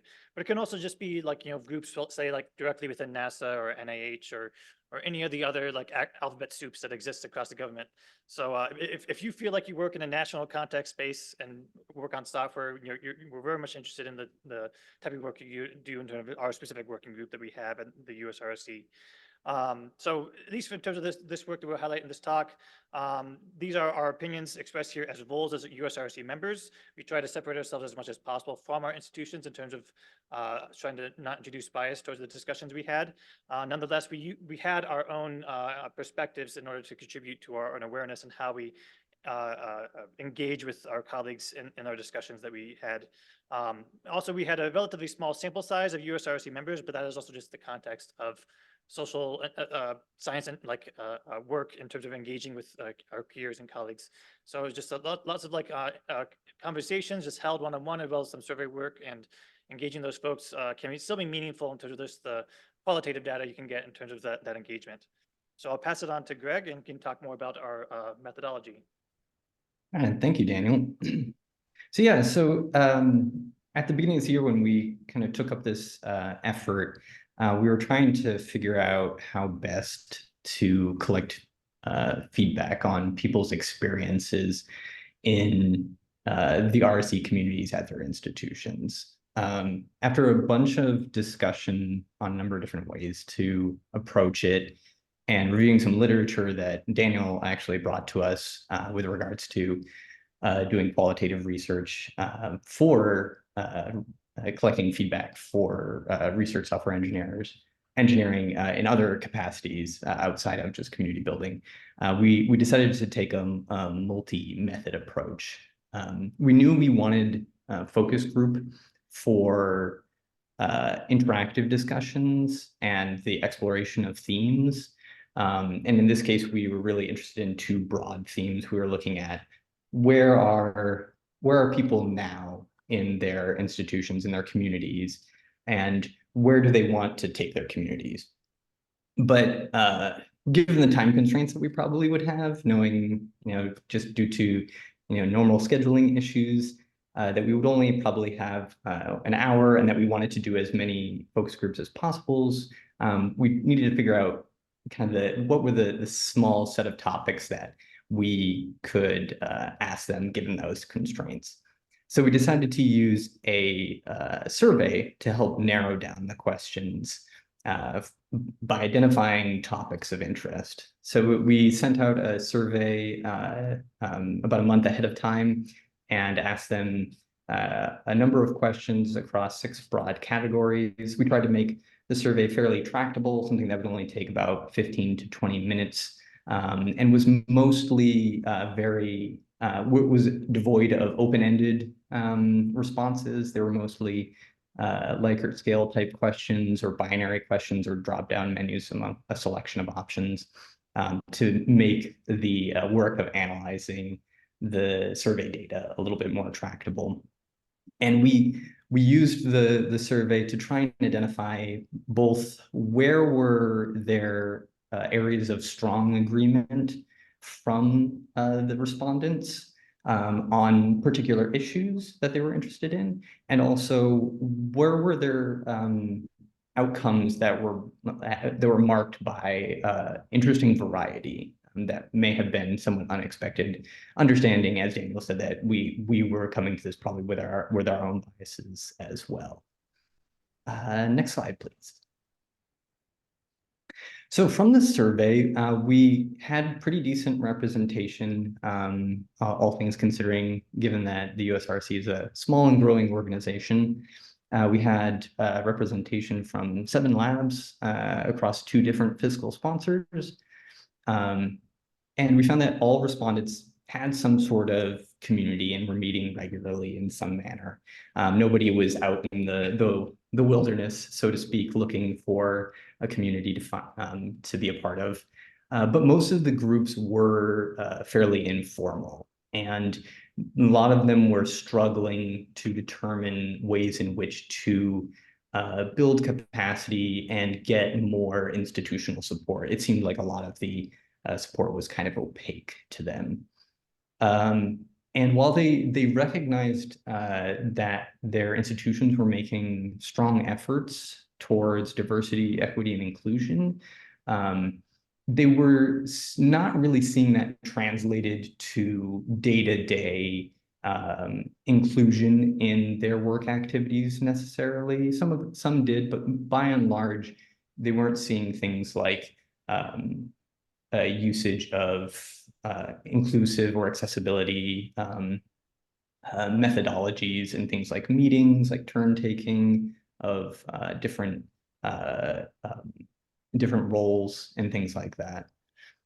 So along with these things, there were a number of topics that we wanted to follow up on. In fact, more than we actually could handle within the scope of just this initial round of focus groups. So we have more that we still need to focus up on.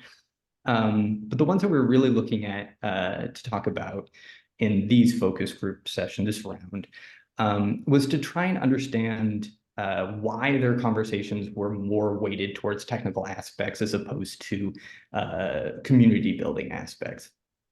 Additionally, the respondents, we wanted to understand what their peers would like to know about their roles, because they felt like their colleagues had some idea of the scope, but it was kind of middling at best. They knew they were working in research and they were doing software stuff.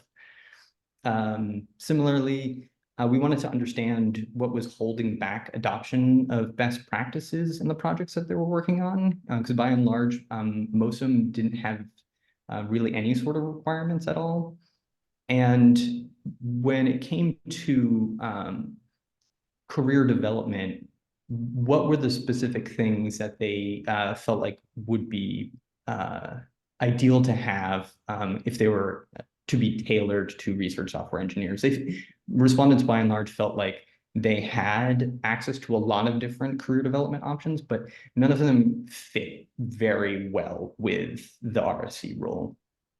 And finally, we wanted to understand kind of the reason that RSCs were kind of largely uncertain of their peers' struggles with accessibility and inclusion and prejudice and things like that. That many of them had identified that they had struggles with these issues, but by and large, it seemed like these sort of topics weren't largely shared amongst them. All right. And next slide's over to you, Daniel. Yeah, so for our focus group section, we essentially had 8 questions we asked our participants. 4 split up into current state of affairs and 4 into envisioning the future. There's some like sub-discussion topics that we included in terms of our how we were leading the conversations with our groups. But nonetheless, they essentially emphasize these topics, as you can see. Basically, how did you get started building communities of practice with other RSCs? What sort of topics do you cover in your conversations within your community? In what ways have you and your work been recognized by your non-RSC peers? Are there software engineering practices, i.e. version control, continuous integration, peer code review, unit testing, etc., that you have successfully introduced to your projects? And then for the envisioning the future, we had what types of software development practices or workflows would you like to see your institution or RSC community more widely adopt or learn about? What type of common issues do you wish your non-RSC or domain science first peers had greater concern for or familiarity with? What sort of training would you like to see specific to RSCs? And what goals would you like to see an RSC community at your institution address? I might encourage you, as we even are talking about these questions here, like what might be some of your own responses to that? So as you maybe hear some of what our respondents provided in our discussions, reflect on like your own perspective of like how you might have answered the questions with what our focus groups took away from these questions. So in terms of the current state of affairs, again, as like Greg had alluded to a little bit earlier, there's like some formal and informal groups that currently exist at national labs. There's often like some varying degrees of impact just due to like institutional inertia and the degree of power those groups might have and ability to overcome that. So there are often hurdles that exist to move past the ad hoc and formal group formation and more towards, say, formal public-facing groups, such as, how do then these groups get funding, support from the institution, and like recognition that say leadership in the organization wants to make these groups important. Can be a difficult process to like, encourage leadership to buy into. There's also desire of integration of software engineering work within the domain sciences, but folks are often siloed with different incentives. There's often, there can be defined career tracks, and there often are defined career tracks for software engineers. They might not necessarily be called RSCs, but they might be called software engineers or have other very varying titles. But they're then often siloed from like different scientist or engineer roles, and it can be less clear in terms of career advancement compared to those other longer term goals that have existed for much longer periods of time within national lab institutions. Technical discussions often, though, bring together the RSC groups initially. So they often like seed group discussions and formations of these groups. Nonetheless, there were discussions within our focus groups on a desire for more soft skill community building organization discussions beyond these technical goals or initiatives.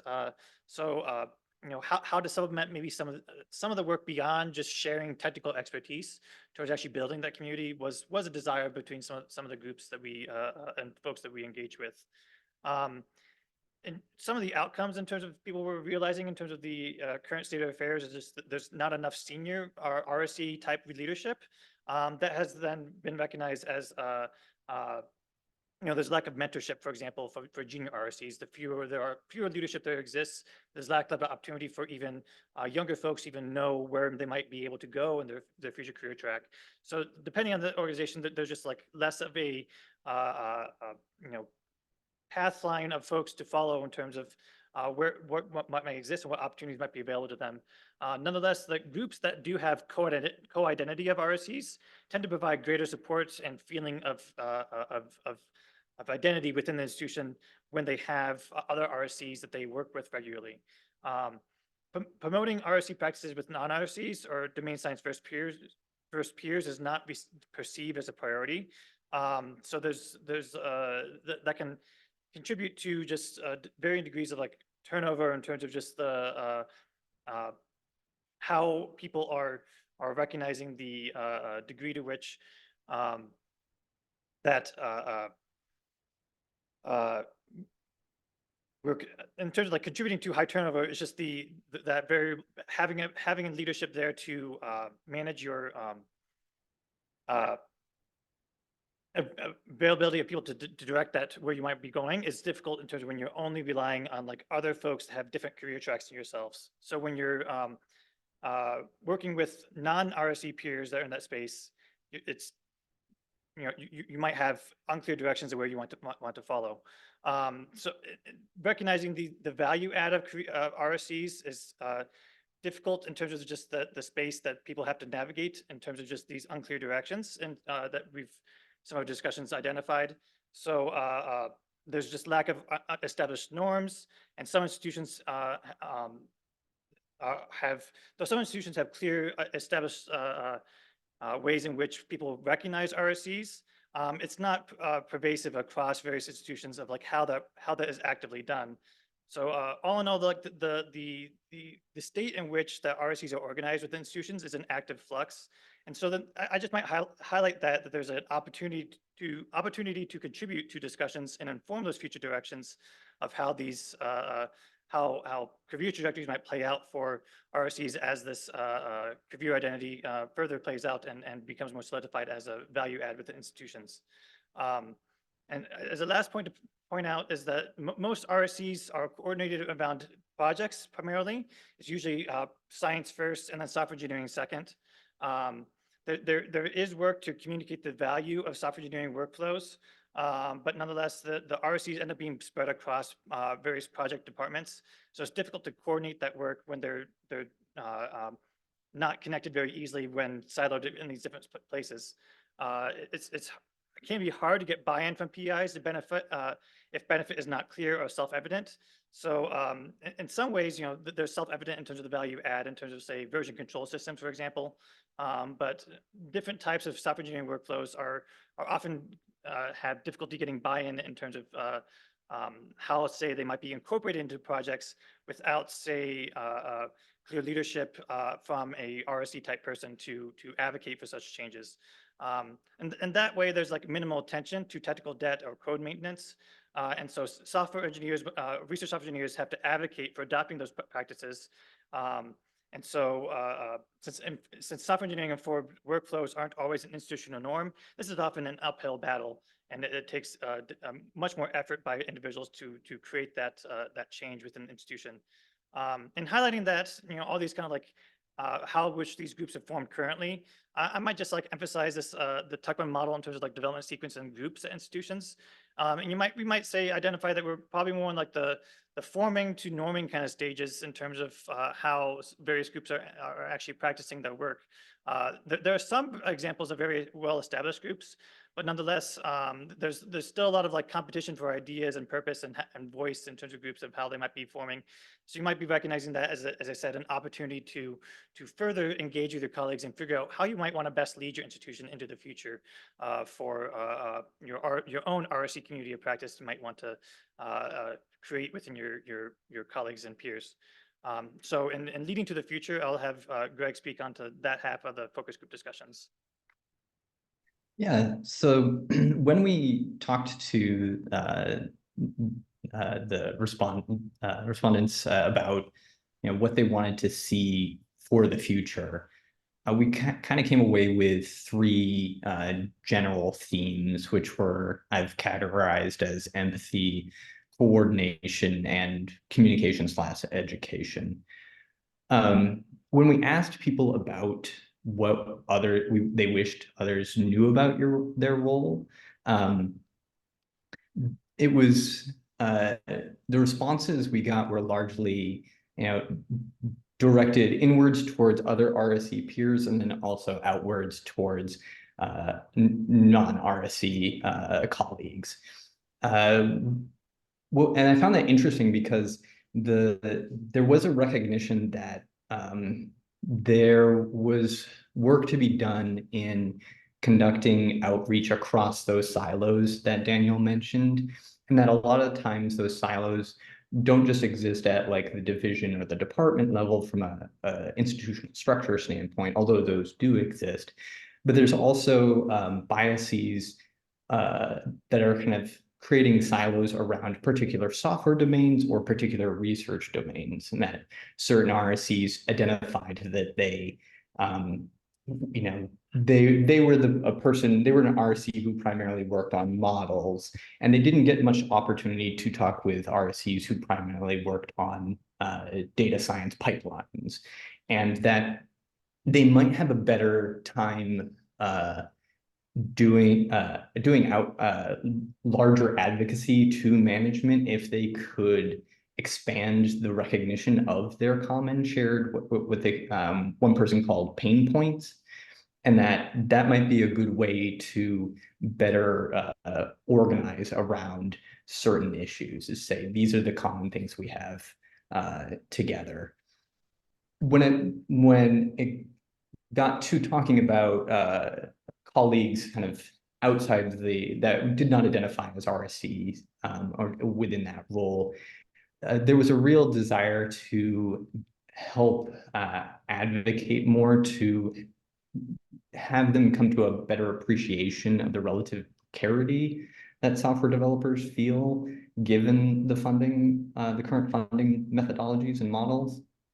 And kind of towards what Daniel had said previously, there was a real desire to bring software, if not up to a primary concern, at least closer to a primary concern in these institutions.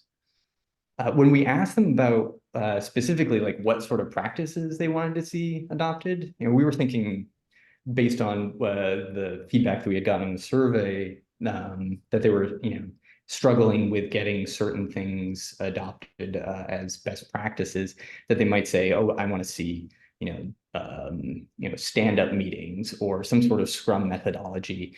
It was actually surprising that there was really just a near universal concern for sharing resources and skill sets, not really any particular main practice.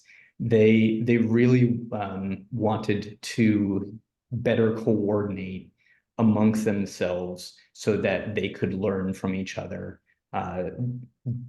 what best practices they may want to adopt, kind of identifying that certain practices may not be universal, but if they don't know what's out there within their own institution, then they won't know really even how to adopt it. And if they can find somebody, they can much more easily bring that in and turn on it, rather than just trying to go out to a typical resource like an internet tutorial or a course or something like that. And to that point, they were really concerned about the discoverability of these resources. So for them, like a constant thing people were hammering on was documentation, and how important documentation of the particular school's tools and best practices that existed within their different departments and organizations was really important. So they were hoping that that would be something that they could organize around, and trying to help promote documentation, not just to the people within their projects, but also within the research software engineering community at large, so that they could share things. And this was all getting towards the kind of ultimate desire of having like a common shared infrastructure that at their institution that they could help facilitate.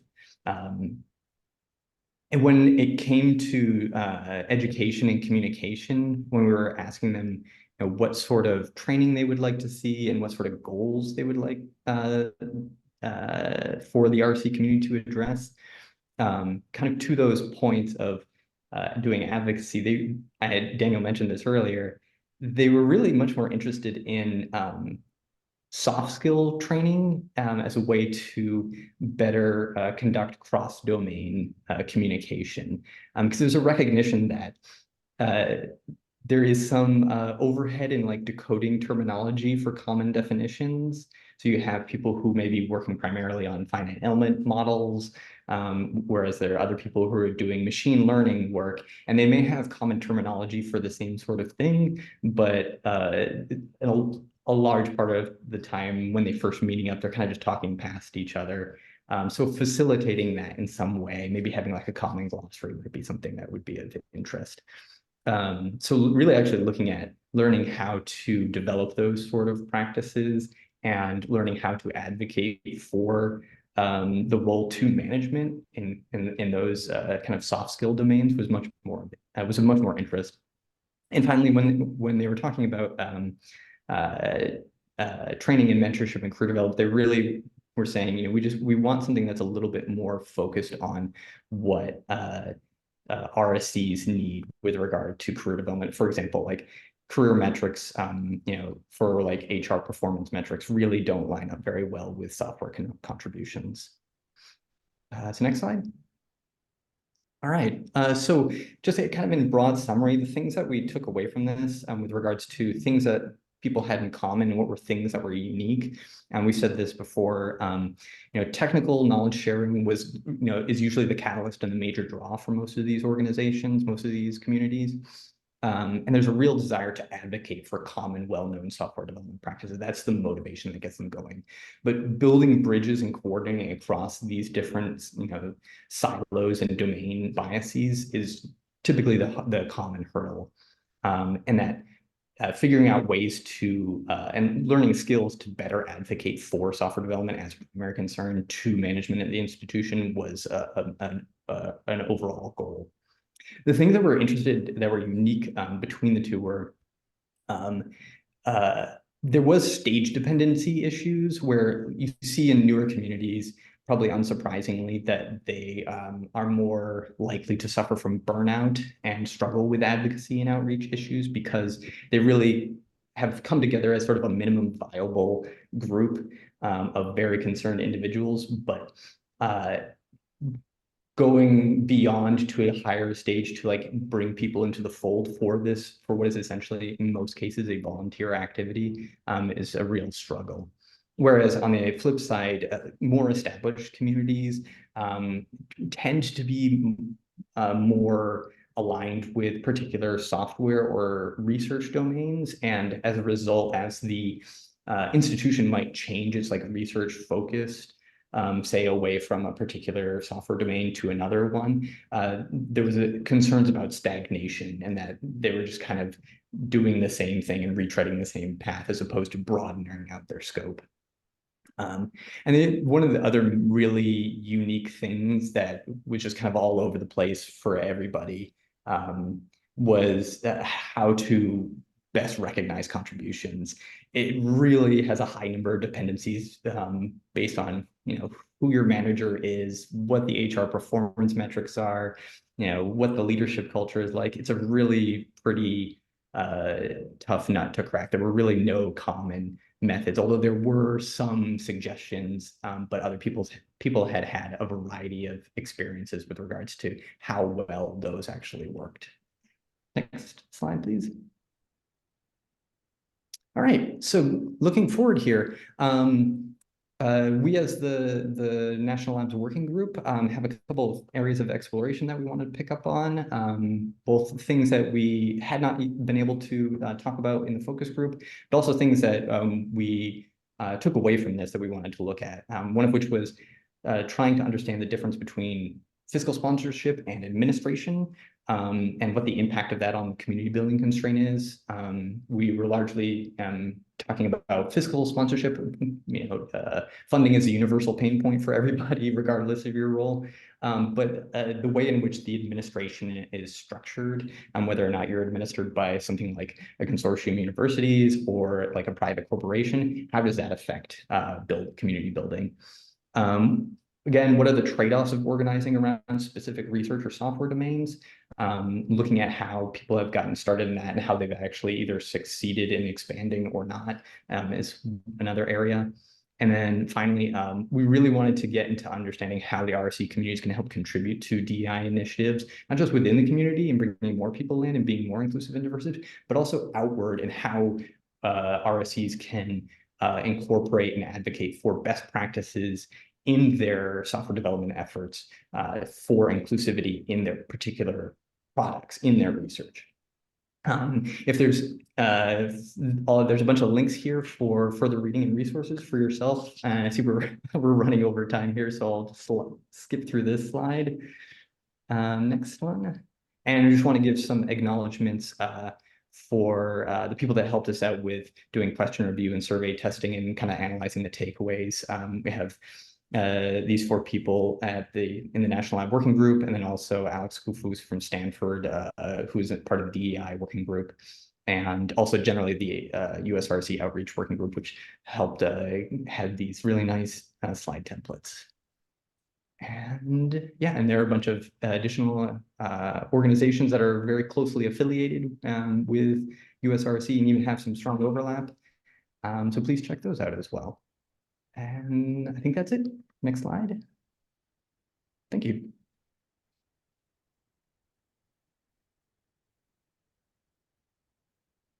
Great, thanks, Daniel and Gregory. But due to time, we'll have to skip questions. But if you have any questions, at least Daniel will be here in person. And so, all right, thank you.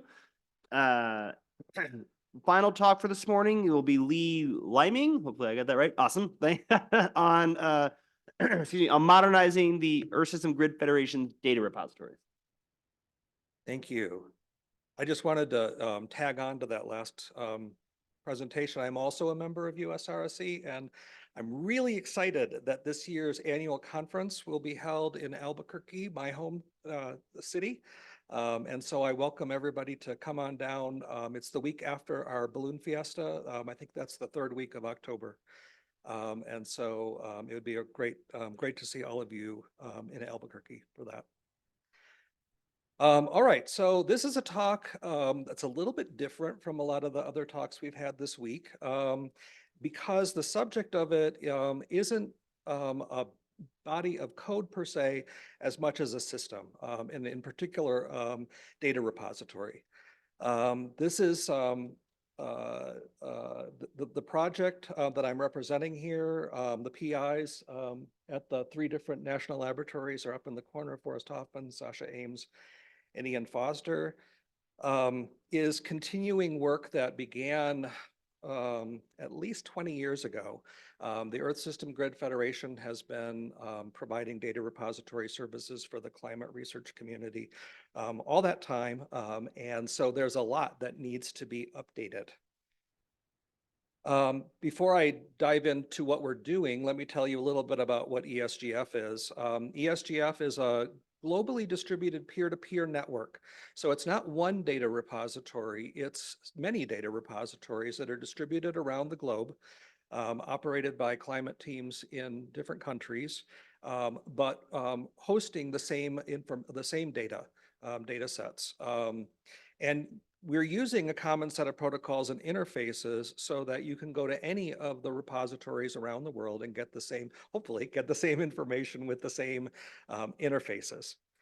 The Earth System model outputs, the data sets that are stored in this repository, are used by scientists all over the world to figure out what's going on with the climate and what we can do in order to mitigate the changes that are happening. Let's see. So ESGF is responsible for gathering climate data from a bunch of different activities that take place around the world. In particular, these are coupled model intercomparison projects. So taking climate models and comparing them to each other to figure out, every model says something slightly different is going to happen. And what are those differences? What do they mean? And how do we use that in order to generate actionable recommendations? And those recommendations come out in periodic assessments of the IPCC, Intergovernmental Panel on Climate Change. Let's see, is there anything? Yeah, the World Climate Research Program, you're probably familiar with WCRP, is the primary coordinating body. And we are part of the modeling, the working group on coupled modeling. So the holdings of ESGF have, are big, and they've been getting bigger, and they're going to get even bigger in the future. This chart right here goes back quite a number of years and shows the number of data sets that have been produced by each of these intercomparison projects, model intercomparison projects, or MIPS. For CMIP5, which was the 2 rounds ago now, the total amount of data was 5 petabytes. So it was pretty big. The most recent round, CMIP6, totaled more than 20 petabytes of data. And we expect that CMIP7, which will be starting up in 2025, well, late 2024, early 2025, will be producing more than 100 petabytes of data. And so the data volumes are scaling quite a lot. The major use cases that we have in ESGF are the 5 shown here on the screen, of which the blue one is new. This is something that we are adding as part of our work now. But the green ones have been around forever. Dataset publication, a modeling team needs to publish a dataset that they produced in their work.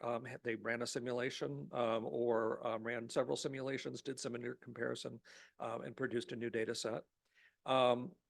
Data replication, as a collective, ESGF needs to ensure that all of the data sets, there are millions of them, are replicated across a set of ESGF nodes around the world. Data discovery, a climate researcher needs to discover what data sets are relevant to the research problem that they're working on. What does ESGF have that may be relevant to that, and access that data? And then that's the fourth use case, is accessing data relative to, or produced by a number of, accessing or transferring or downloading the files from data sets relevant to their problem. So once you've discovered the data sets, actually get the data. The new use case that we're adding is data analysis. In the past, it's been the climate researcher's responsibility to, through the data access use case, grab the data, bring it to their system, wherever that may be, whether it's a shared system that they have access to or their own system, and run some software to analyze the data from those data sets. They're responsible for all of that. What we're hoping to enable in the new version of ESGF is the ability to perform common analyses in place on the servers that are hosting the data sets, without having to download and transfer them first. So in other words, if the data is hosted at Lawrence Livermore or at Oak Ridge or Argonne or any of the global ESGF nodes, you should be able to, either interacting with a web application or Jupyter Notebook or something like that, be able to perform analyses on the data on those systems without having any resources yourself. So this is a before and after story. So let me tell you what the before looks like. This is where things were in 2021 and before we started working on the current project in the US through the Department of Energy, and in our in other countries through their programs. The system that we inherited, so to speak, or that you know, has been in place for a long time. Actually, our team helped to create this 20 years ago. Was one where you'll notice that everything on this slide is the same color. And what that color means is that everything is designed and operated by the ESGF personnel. So if you want to bring up a new data repository or data node at your institution, you have to get a bunch of software and install it and run it and operate it yourself. And it's pretty sizable. Over the years, it's been simplified a lot by containerization and recipes for CloudFormation, you know, with Kubernetes, playbooks, et cetera. So it's easier to do this now, but it's still a lot. And I'll tell you, operating one of these things is a non-trivial thing. So what we, let's see, how does this thing work as a pointer? No. What's that? Point at the monitor? There we go. Okay, okay. So the web application, probably the simplest thing. You need a VM that you can run the web application on. The software started out being something called the ESGF cog. I don't even remember what cog stands for, unfortunately, but we've replaced it since then. At least the DOE sites have replaced it with something new called Metagrid. And it's just a web application. It uses interfaces that are provided by all the rest of these things to perform search. You need to operate an Apache Solar server and index. That index right now has more than 25 million entries in it. So it's very RAM intensive. You need to have a pretty hefty host for this Solar index. It also includes an accounting system that is based on OpenID, which is older than OIDC and OpenID Connect 1.0. It's an older version, and you need to essentially operate your own credential store where you manage IDs and passwords for a lot of people. And then storage is also something that the ESGF personnel have been provisioning and operating, and then installing software that provides these interfaces to the storage that are required for the federated, the common APIs that the Federation requires.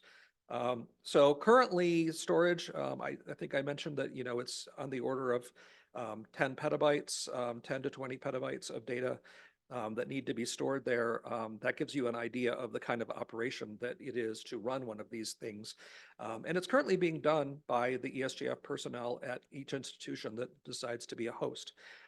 There are a few central services that are provided by many smaller organizations. There's a certificate service that's used for the Federation for providing certificates for the IDs and passwords that are handled in the OpenID system, and also for running the services for the host systems. Let's see, there we go. So what's changing? What we're doing is we are trending towards, first of all, replacing the storage that ESGF teams have been provisioning themselves with institutional storage. So storage that's being provided by the institution, either a research computing center at a university or by the institutional facilities at national laboratories. So at Oak Ridge and Argonne, this is the leadership class facilities there at each site. They have a lot more storage, and it is operated by another team, which is really nice. We're adding compute for that fifth use case. This is going to be institutional compute, not compute that the ESGF teams themselves bring up and host and operate themselves, but rather that the laboratories and home institutions are providing. We want to make sure that the APIs that ESGF has are more reliable. These are for data access, discovery, and authentication. All of them need to be a little bit more reliable than they are now. They're good, but we think that the more people who need to use this data, and as the climate crisis becomes more severe, more people are interested in this stuff. We need to be even more reliable than we are now. Something that's not changing is common agreed upon interfaces across the Federation. This continues to be a requirement. And so we're going to be continuing to provide those. And then, okay, so this one's a little complicated. Fewer methods for direct fabric access. What the heck does that mean? Fabric access means access to the storage and access to the compute. So being able to reach in and actually touch it. Get at the data. How many different APIs are provided? How many mechanisms can we support? And the same thing for compute. So we're shrinking the number of different mechanisms that'll be used. That's largely because we're using shared resources now. We don't have our own. And so we can't just throw any interface that we want onto it. We have to operate or abide by the policies of the institutions. But those that remain will be rock solid because they're being provided by the institutions. And so these are professional people. This is what they do day in, day out, and they do it very well. We're also trending toward more hosted applications and workflows. So things that you can do without installing any software yourself. Software as a service, platform as a service, et cetera. If you look at the diagram, what you can see is that the climate science teams, come on, there we go, right button. Climate science teams continue to provide the domain expertise. So that means developing the web applications and client tools, the publishing tools, and the analysis tools. They're responsible for configuring and authorizing the services, configuring and setting the authorization policies for the services, and setting up the contracts with the service providers. But in terms of actually operating things, the storage, the compute, and the web hosts, think VM server farms, are being operated by the institution. And we are also pushing out some of the services to the cloud services, multi-lab services. So using federated identities rather than our own account system, using a cloud-based search index rather than having every institution operate Apache Solr themselves, and providing other services that I'll get into in just a second. So this is the after picture. This is what it's going to look like, and we're midway through this process. One thing I just want to draw your attention to really quickly is that a lot less of it is green now. That means that a lot less of it is being operated by the ESGF personnel themselves. We also have now yellow and blue stuff. So let me walk you through that a little bit. First of all, notice that the ESGF web application continues to be operated by the ESGF personnel, but it's being hosted in server farms that are being provided by the institution. Storage and compute now are operated by the institution, with interfaces being provided by Globus Compute for the compute side and Globus Connect server, which provides both HTTPS and Globus transfer capabilities. And so that's what I meant when I said there are fewer ways to get at the fabric. You now need to go through either HTTPS or Globus transfer to get at the data, or if you want to do things with the compute side, Globus Compute. What isn't shown here is that, of course, the leadership computing facilities at the labs also allow individual researchers or teams to get their own allocations, so they can, get an account on the system and log in and SSH, use SSH to get in. But if you are not one of those people who has an allocation, then you can always get access using Globus Compute. And then the search indices are being moved into the cloud, service called Globus Search. I'll get into that in a second. The authorization or permissions are being put into the Globus Groups service. And so that also is being operated in the cloud. We are using Globus Auth for federated identities, so you can log in with existing accounts that you already have at your university or lab, or even places like Google, ORCID, et cetera. And then there are other, services like the Globus Transfer Service for moving data between ESGF nodes and your university systems or your personal systems. And so all of that is being operated by Globus in the cloud. All right, so let me take you through a few of the details of why we're doing this stuff. Why do we want to use institutional storage? It's probably fairly self-evident, but let me just say some things explicitly. First of all, the scale is significantly different. An order of magnitude more, actually several orders of magnitude more storage. It's a lot less expensive when you do things at scale. And best of all, the ESGF personnel don't have to do all of the contracting and acquiring stuff. We don't have to go through the purchasing system because the facilities are doing that for us. So all we have to do is talk to our facilities and say, hey, I need 200 petabytes for the next 5 years. Is that okay? And they'll say, okay. Let's see. Oh yeah, and also the institutions are already providing data services at a very large scale, larger than the community of people that we need to support for ESGF. And so it's largely already being done.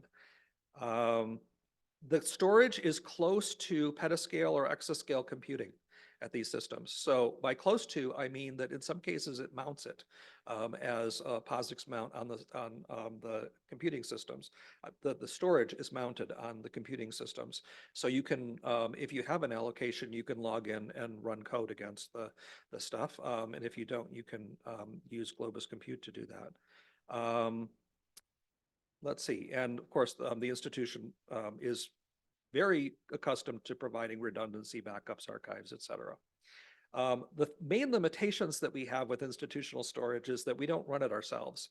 And so we have to abide by the rules of the organization. Security and networking, the protocols that are supported, how access controls are managed, et cetera. So we can't just do anything willy-nilly. We have to get permission from the lab IT.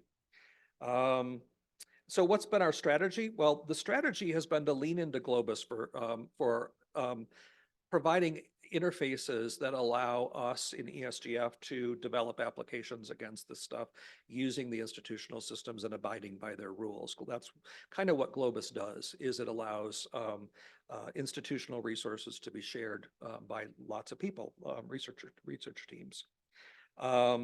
We're simplifying the interfaces by using a web app, the new Metagrid application, and using something called Flows and Compute. I'll tell you about that in just a minute, for server-side analysis.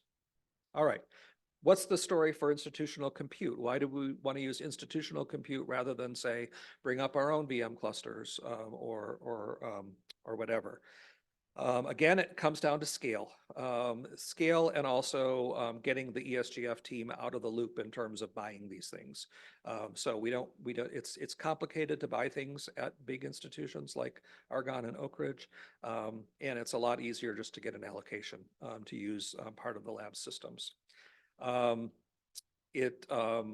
Let's see, what else is most important about this?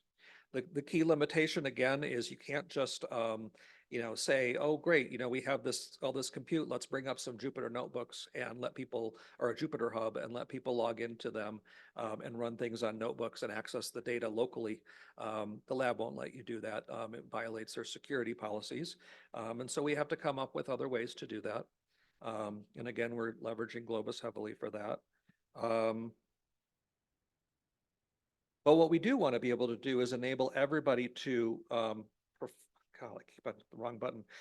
Enable everyone to perform the most common analyses without having to get an allocation, go through the sometimes week-long process of getting access to the system. And so you should be able to, in your web browser, just go to Metagrid, say, look, I want to, here are the data sets that I'm interested in, do a analysis of across all of them. If it's something that we've seen before, there's probably a canned routine for doing that. Okay. And then for Globus, why are we using Globus for data access? Well, first of all, it supports both public and restricted access. It does allow anonymous HTTPS, which is one of the Federation's key requirements for the data. It has to be available anonymously and freely.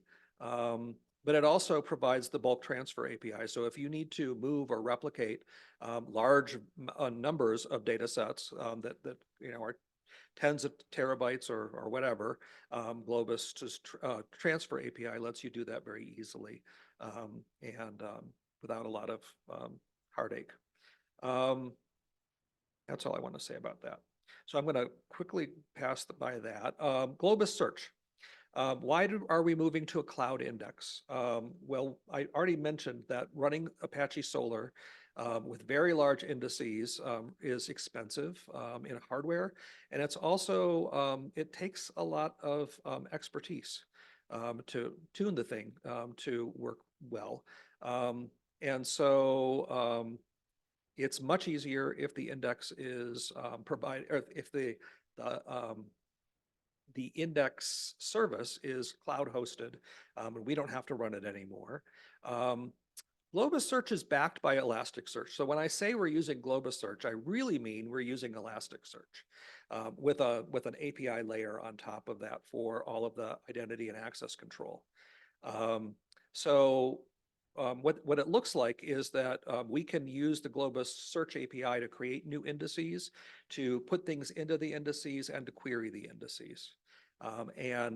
What the API provides is access control based on federated identities and groups. And so it basically, think of it as Elasticsearch with Globus identities and groups for access control.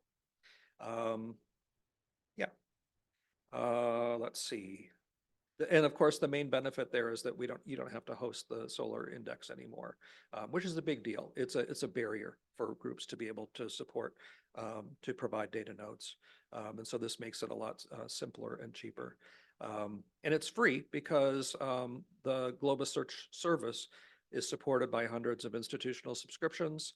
And so anybody, including all of the partners in this project who have subscriptions, can create an unlimited number of search indices and throw whatever entries they need to in there. I'm running out of time, so I'm gonna skip over this stuff. Hang on. Okay, so what is this flows in compute I'm talking about for making compute easier? Globus Flows is a platform service for defining sequences of actions that have to happen.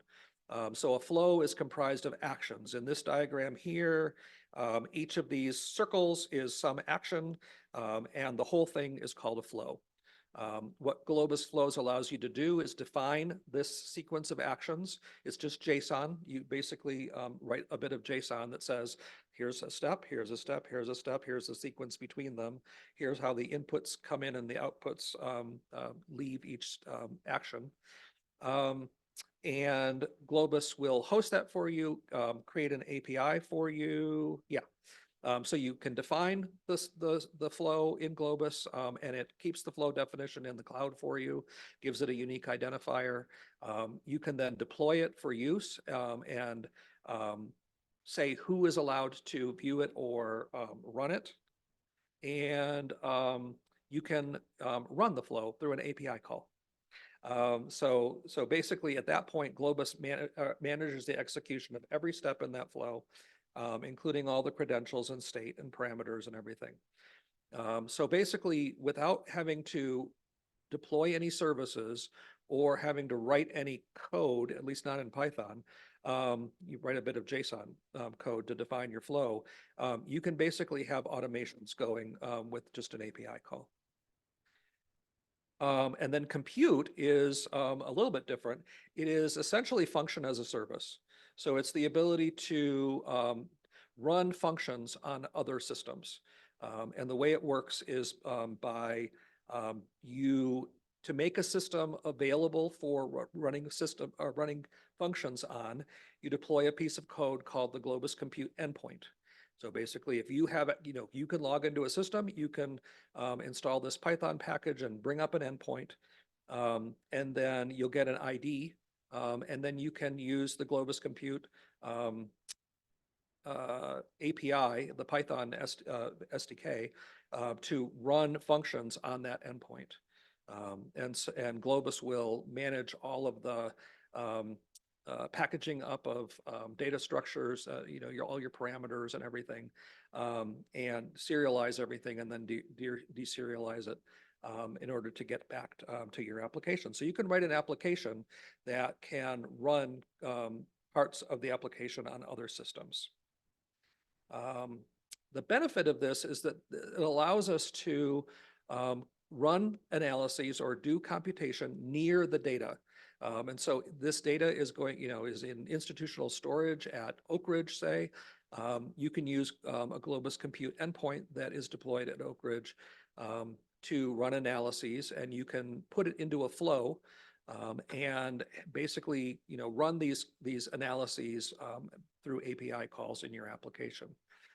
Let's see, the execution is managed by Globus, which means that you do not have to write a lot of code in order to make sure that things happen and exceptions are handled and things are retried if they need to be. And it can be shared with other research users. So our goal here is to broaden access to common analyses, the most common types of things that people need to do with the ESGF data, such that they no longer need to download and transfer that data to their system and run their analysis stuff locally. Instead, they can, by either going to a web application that already has things ready for them, or through an API or through a Jupyter notebook, do those analyses themselves. And I think I'm done. I probably run out of time. Sorry about that.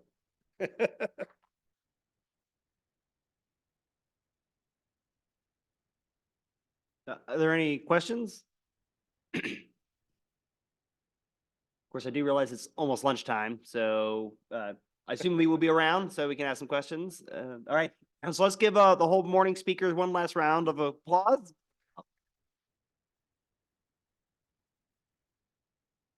Thanks, everyone. So yeah, I think lunch is now, and we should be back here for the afternoon session at 1. Cool. Thanks all.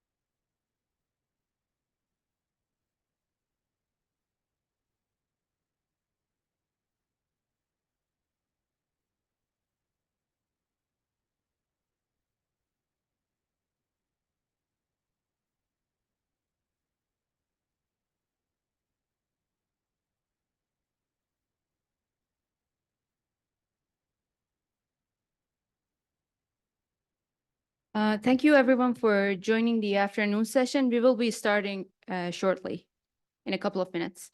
Thank you.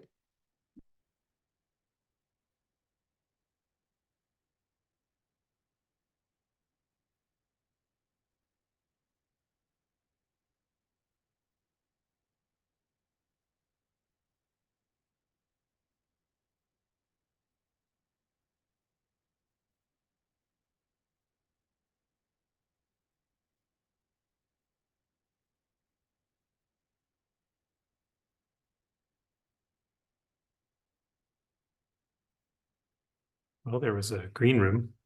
Then everything was working. I can't hear anything.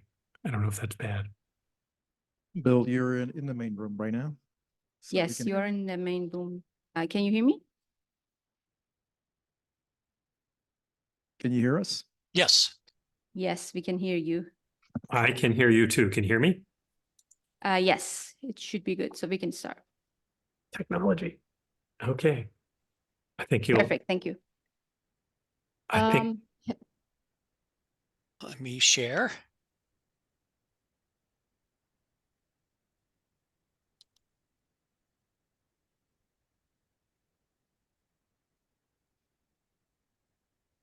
Okay, how's that? beautiful That- from my that- perspective. That looks good. Yeah, thank you so much. Awesome.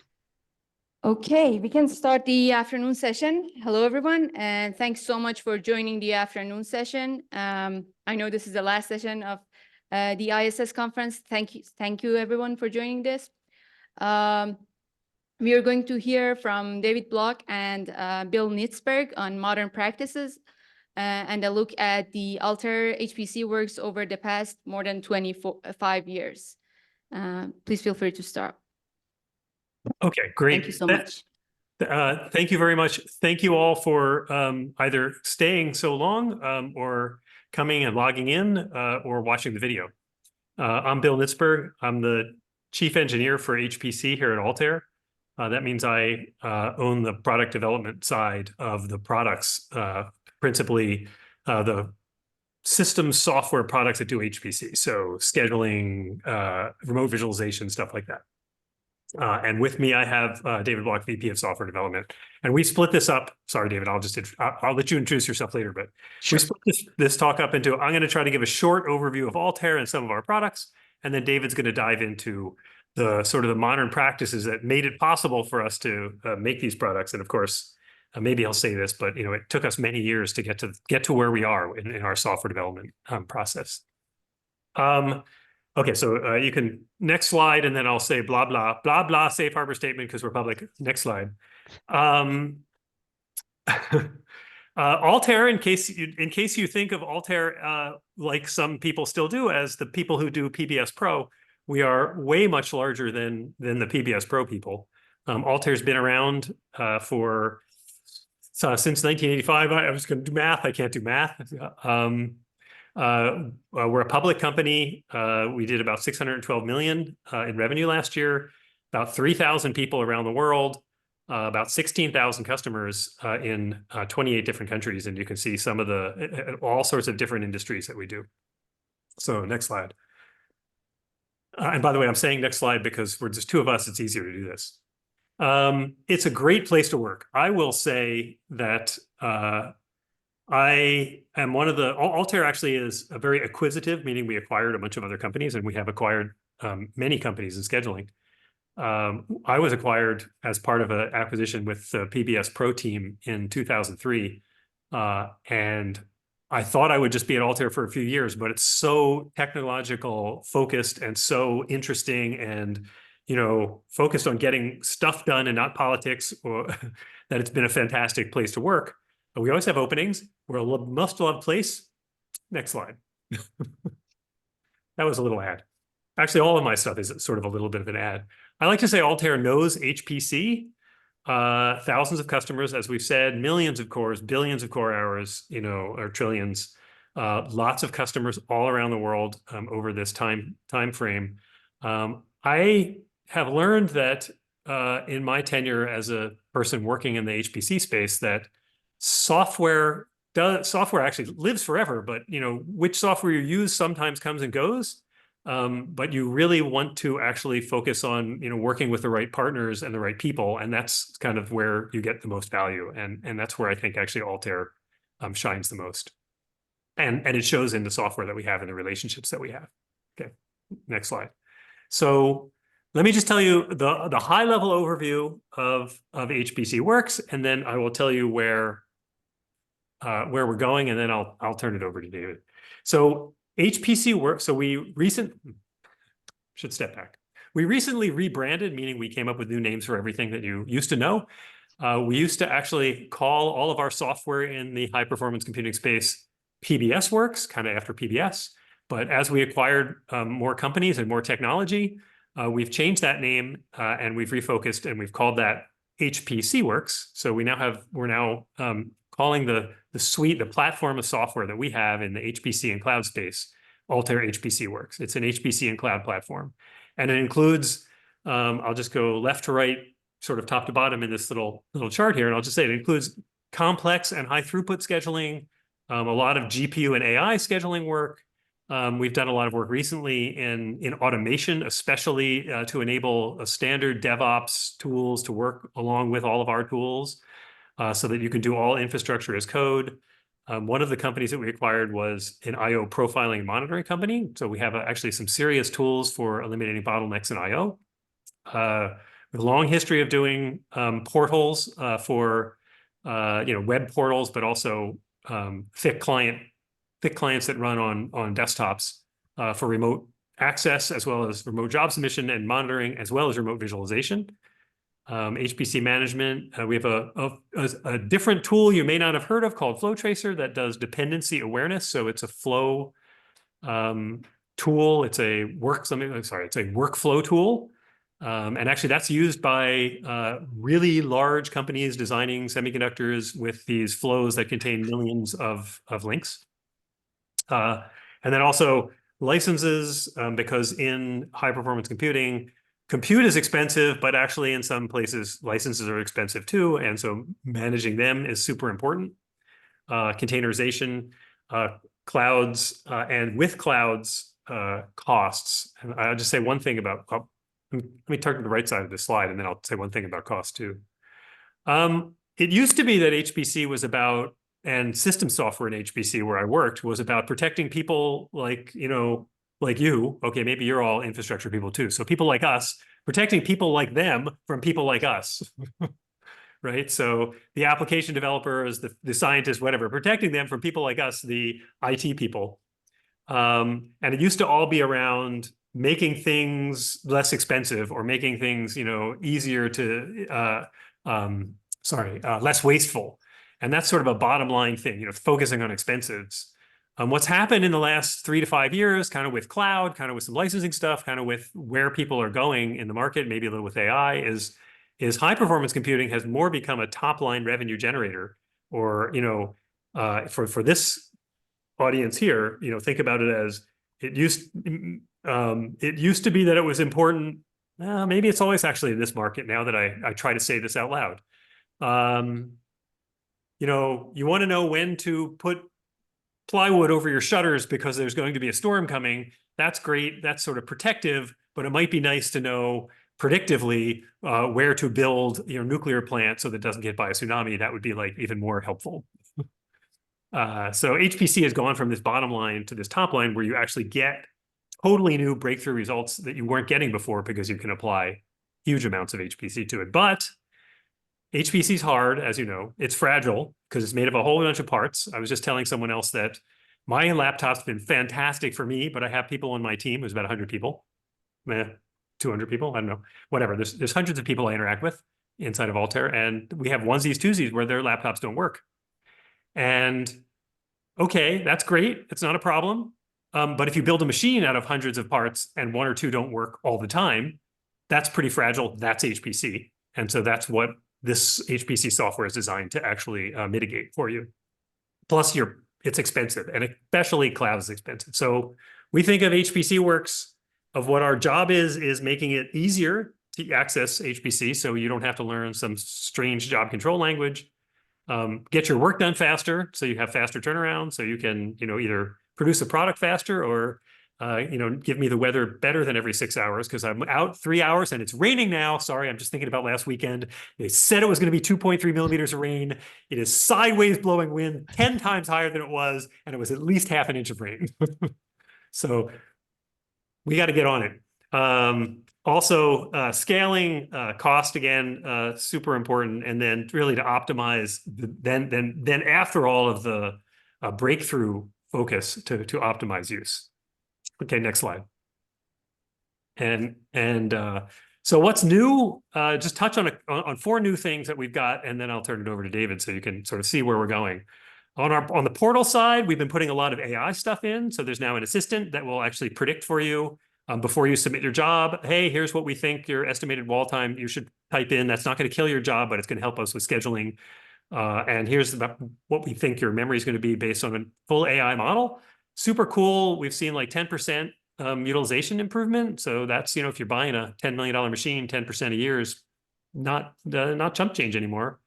We have a new cloud technology that we just brought out. We brought it out with PBS Professional just in the last month, no, 2 months. I don't know. It's April. Fantastic. Won't say any more about that, but we can dive in if you're interested. Please contact us. We demonstrated at Supercomputing this last year a new technology called liquid scheduling, which is literally 1,000 times faster. So we were getting 250,000 jobs per second, not per minute, per second through the system end to end. And then finally, we have a new reporting and analytics tool called Insight Pro, which if you want to know more about, we can do that too. And that's the space that we've been playing in. I just wanted to set up all of these tools, of course, are done by a large software development team, actually multiple different software development teams that use ever so slightly different processes. But over time, we've sort of been commonizing and we've been improving. And I will turn it over to David to take the reins from here. All right. Thank you. So I'm David Block. I'm VP of Software, as Bill said, and I led a project, we'll go over a little bit later, collaboration with the Bureau of Meteorology in Australia and the Silk community and Altair, and we produced the Altair weather solution. And I'm currently leading a project, the Altair project lead for a collaboration again with the Bureau of Meteorology and HPE. So my background is mostly software development. I've led the PBS team for 10 years, and I'm doing mostly project management today. So let me get started. Always like to start with a bit of motivation of, what causes us to use the processes we use, the tools we use. I've been sitting in on a lot of the sessions in this conference, and you're going to hear some things that have been said multiple times. I think we're all kind of fighting the same battles and we're arriving at similar solutions, which is great to see. But in terms of motivation, you compare me at home writing software. I've got my Raspberry Pi system and I want to water my plants every few days. And so I write software and I do that. And, maybe I write down some decisions I've made. Maybe I'll actually test it, but probably not. And maybe in a couple of years, I decide, I don't want it to be done periodically. I actually want to sense the humidity of the plant and then water as necessary. So, very, very different from a professional environment, as Bill talked about, where you have hundreds of people, they're all over the world. And how do you then maintain and build and sustain your software? And that is not unlike what happened at Altair. The PBS Pro team was like 7 people when I was hired into Altair. By the way, Bill, I never heard you say before that this was a short-term gig when you came to Altair, but it was the same with me. In fact, Bill hired me and I was thinking 3 years and I'm out, go on to the next thing. And I'm coming up on 18 years. So I like Altair a lot. Anyway, in terms of professional software development, we want to sustain the product. And so we do have to write down our requirements and our designs. And by writing it down, not only do we keep track of where we've been, but we also get to train new people and they can hit the ground running. No more do we hire somebody and then they sit with the architects for the next year learning. Now they're in another office and they're actually trying to learn while we're all asleep. And vice versa, we hire people here and the architects are in some other part of the world. So we're trying to maintain the software, we're trying to grow the software, and this is not something that ever stops. I don't want to give the impression that we're done because we're not, and you'll see in some of these slides. I think where the processes are today, there was a previous presentation, I think it was John, who was talking about how to label, your processes. And I think we're at proud practice today because I think what we do is good. It's been effective. Again, we're not stopping, but over the short term, where we're really focused is that last sentence in this slide. Deliverables are planned and staffed effectively. That's the goal. Developers know what to build. QA knows what to test. Stakeholders know what they're getting and when. And that's really short term. That's per release. We do several releases a year, usually 3. And every release is with these kind of goals in mind. I think long term, we're trying to sustain the product line and make it easier to enhance and easier to hire people and easier to train people. And so that's kind of the overriding theme. And it works for our processes as well. We want to evolve, we want to update, we want to improve as we go. So from the software development point of view, we track. And we track the work. All bugs are logged in Jira. It's the tool that we use. Our enhancements are logged in Jira. Requirements document work, design reviews, design documents. It's all tracked in Jira. And anybody in the company, all of our tools are completely wide open to anybody in the company. And Altair, from the time I walked in the door, the CEO told me clear, consistent, global communication. And that's his mantra. And we have the emails to prove it. We sometimes get quite a few a day. But anybody can track your releases, your progress on your tickets, because it's all there. We communicate widely. As I said, we use Confluence for that. So design reviews and requirements documents are all there. Our retrospective meetings for our sprints are all in Confluence. And again, anybody can see that. Anybody can see the progress. Really helps out if our marketing team wants some information on a feature that's coming out. They know when it's coming out. They know the background. They can read the design. They can start to formulate the marketing plan for a big new feature because it's all there for them to see. And we do a lot of reviews. I think this came up in one of the earlier discussions about how valuable reviews are. And we certainly have found that getting another set of eyes on your code, on your design is super valuable.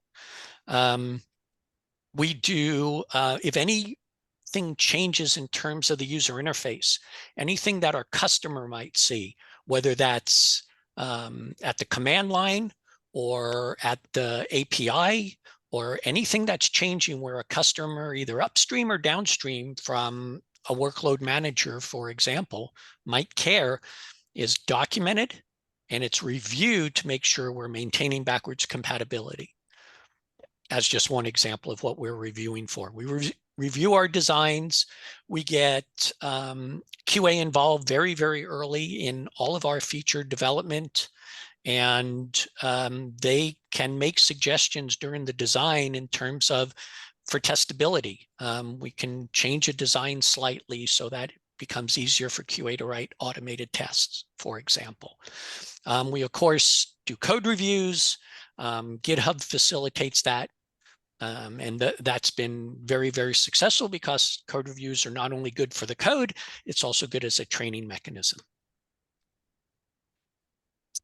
Something that we've both been doing for a very long time and also been a very large focus, I would say over the last two to maybe 2.5, 3 years, has been security. We've always cared about security as a workload manager. And then for the other acquisitions we've made and the other products we're coming out with, security has always been big, but lately now our customers are asking, what do you do for security? And so, for example, you know, let's see what's on this slide. SonarQube, we've been using for a very long time. PY-Lint, we've been using for a very long time. But some of the other things have been, I would say, more of a focus in the last several years, where something that we've been kind of diving into, I would say the last 18 months, has been SBOM-based vulnerability scanning. And this is definitely something our customers are asking about. You know, do you have SBOMs, and how do you track vulnerabilities in third-party applications? And while we've been tracking third-party applications for over 20 years, the SBOM side of it and then linking that up to a defect database, security database, is something that, again, has been done over the last 18 months.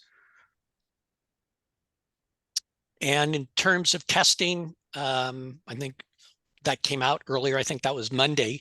Somebody mentioned about automation, and it truly is something we have embraced.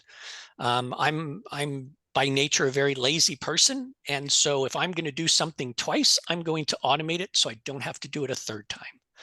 And so we automate developer tests. Every developer that checks in a feature, they must also, I'm using check-in because I've been around for a while, our merge requests are all accompanied with unit tests that developers provide, and then QA takes those tests and enhance them, and those become part of the normal regression. We do performance tests and stress tests, and you know, you can read here. One of the important things is when we do have a new issue that comes up through our regression tests or through anything through automation that's new, that immediately becomes a blocker ticket, and it's a drop everything, because if you caught it in your nightly build, then you may have to look at 1 or 2 changes in the software in that area, as opposed to waiting a month or 2 or 3 where you might have several dozen changes in that area. So it's very much cost effective for us to jump on things quickly. I mentioned about QA being an integral member of all projects, and customer reported issues are taken very seriously. There is always root cause analysis, not only in terms of how that bug was introduced, but also why we didn't catch it. You know, Bill said, HPC is hard, and we're not going to catch everything because there's no way we can simulate people's job mix and their network and their hardware. We can come close. We have an extensive test environment, and I say, like I shown, we automate everything, but you know, we can't mimic every single scenario of our customers. And so what we do is when we do get a report of something, we make sure we understand it. We make sure we understand where it was introduced, and we take steps to be able to catch that again in the future. And I'll put up this last slide. And I think we have just a couple minutes we might have for questions. This last slide was the Altair weather solution I talked about. I'm not going to go through it in any kind of detail, but again, this was a collaboration between the Bureau of Meteorology, the Silk community, and Altair to build this product. And I think for the next couple minutes, Bill and I can take questions if there are any.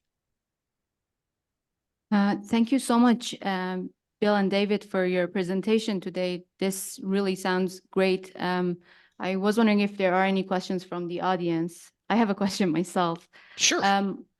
I don't have much experience with GitLab, and I've noticed that you are using GitLab for your automation and code review, all the CI/CD workflows. And I was wondering why you made that choice, and if GitLab CI has any advantages over GitHub Actions and GitHub Workflows. We actually have, and Bill, you can jump in, but we actually have some teams using GitHub, and we have some teams using GitLab, and some of that is historical. We are using a lot of the plugins from both GitHub and GitLab.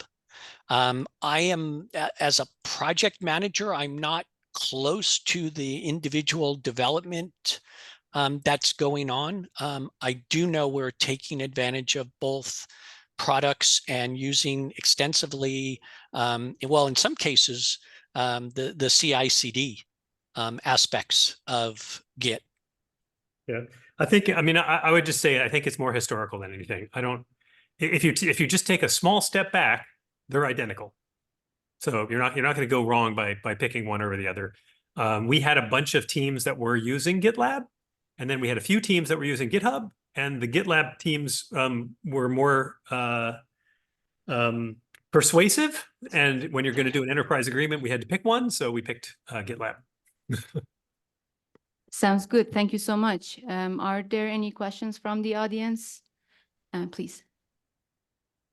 Hi, yeah, great talk. I was just curious about how you all kind of organize testing, because sometimes I like to fantasize I have a huge team or something. And so if you're creating a new software product, do you have the kind of developers, the core developers write the tests that they want to do, or do you have it sounds like you have separate testing teams that write the test? I mean, yeah, basically, how do you organize that? Is your testing team kind of independent from the development team? How do they interact? How does that workflow go? You want me to do it? Do it? Sure, go ahead.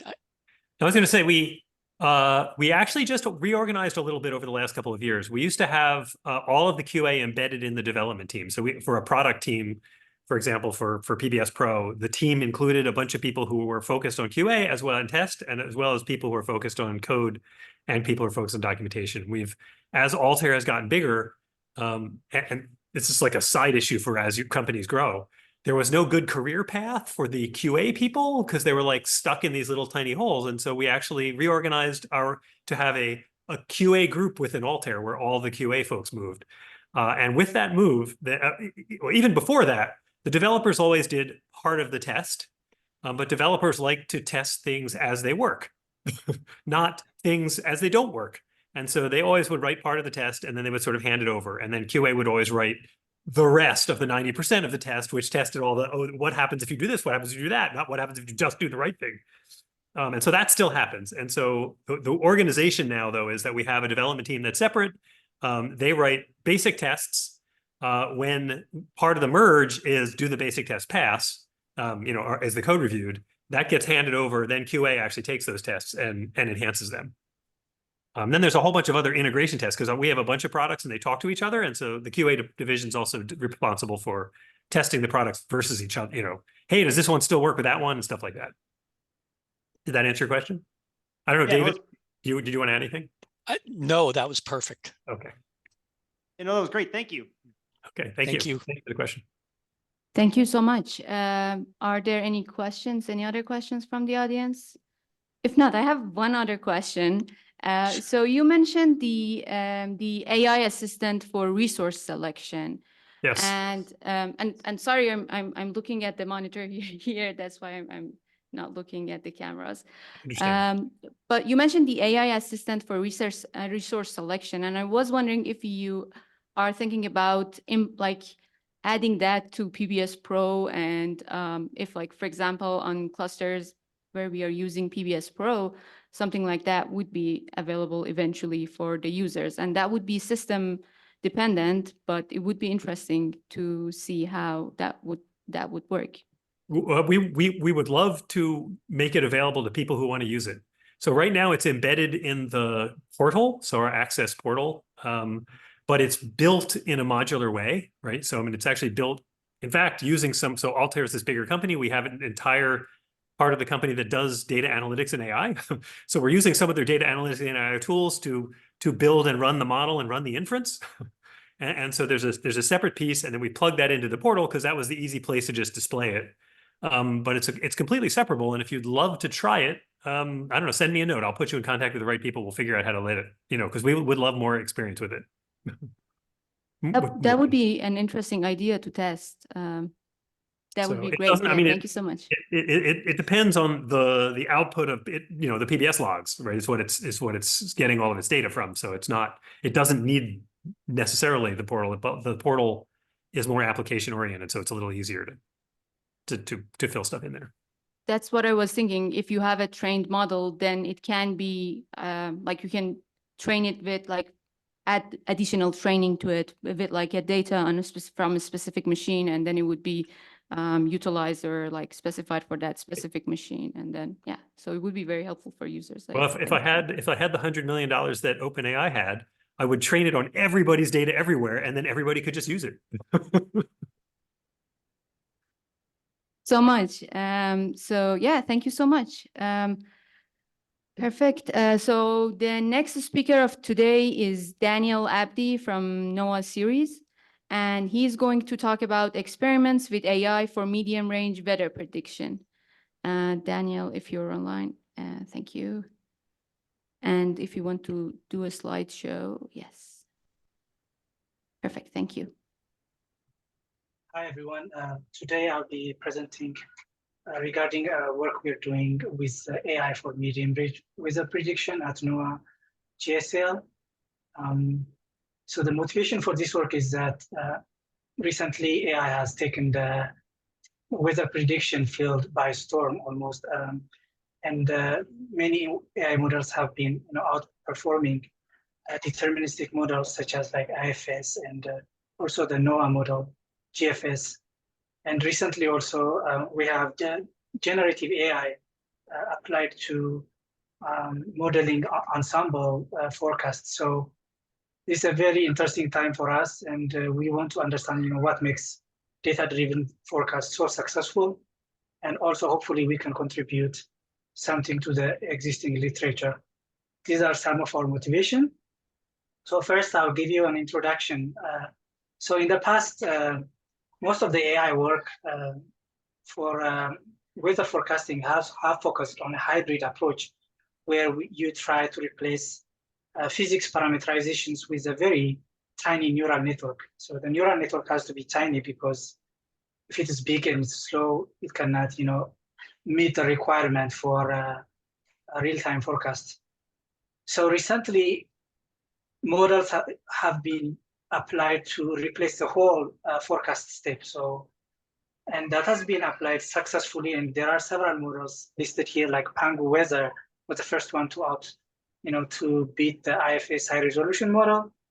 And the current state of the art is GraphCast. And there are also other interesting approach where, like Stormer, for example, it's trained on a very coarse resolution data, but still able to match the Pangu and GraphCast. So these are some of the state-of-the-art models. So what are the pros and cons of the data-driven approach? So if you use the data-driven approach, you're not constrained by the safe field constraints. So your time step could be really big. So typically like a 6-hour time step is used. Maybe in a traditional numerical weather prediction, I don't know, like in minutes, maybe 1 minute or a couple of minutes is the maximum you could use. Even, after using a large neural network, the data-driven models are, 3 orders of magnitude faster. So that gives you the opportunity to use many ensemble members, which could potentially improve the forecast. So these are the advantages. So how do they work? So they basically work like, I don't know if you have heard about the Sora AI. So you're given a video frames and the target is to predict like after 6 hours, what does that video frame look like? So that's how it basically works. Typically 6 hours time step is used. And this turned out to work really well, surprisingly. So the disadvantage of numerical weather prediction are most of the physics packages are, they are parameterization and they are handcrafted by, PhDs. And this could be avoided by using a data-driven model. The deep learning can extract important features automatically, and it will, potentially give you a better parameterization. So this is one of the major disadvantages. High computational cost, this is obvious. And also it does not improve with more historical data. So we have like 40 years of era 5. And if we want to improve our traditional NWP, someone has to look into that data set and came up with a model, a parameterization that will improve the forecast. So all these things are taken care of automatically with the data-driven model. What are the cons? Data-driven model, they are still considered black boxes. Obviously, it's difficult to understand what's going on inside.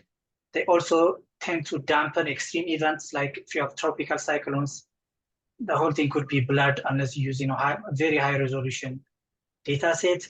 And also they have some issues with long-term predictions like climate or subseasonal predictions. So this is the GraphCast, the current state of the art model. It uses the graph neural networks. So the first thing that it does is that it takes the latitude, longitude grid data set and represents it with multiple meshes, which are icosahedral grids shown at the bottom here. So they're using multiple resolution just to make communication between different grid points at different distances. So, like in one go, it can understand what's going on around the world, basically.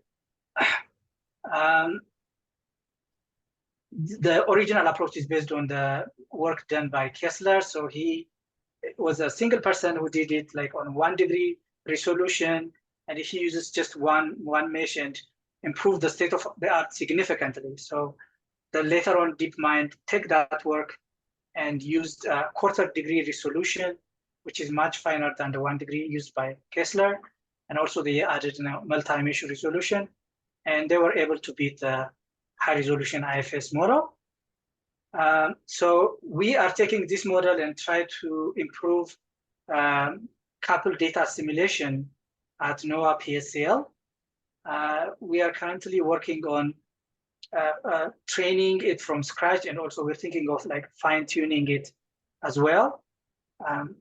So the major challenge we have with the graph UFS is that it is written in unfamiliar packages like JAX, Haiku, all Google related, and it would have been great if it is written in TensorFlow or PyTorch.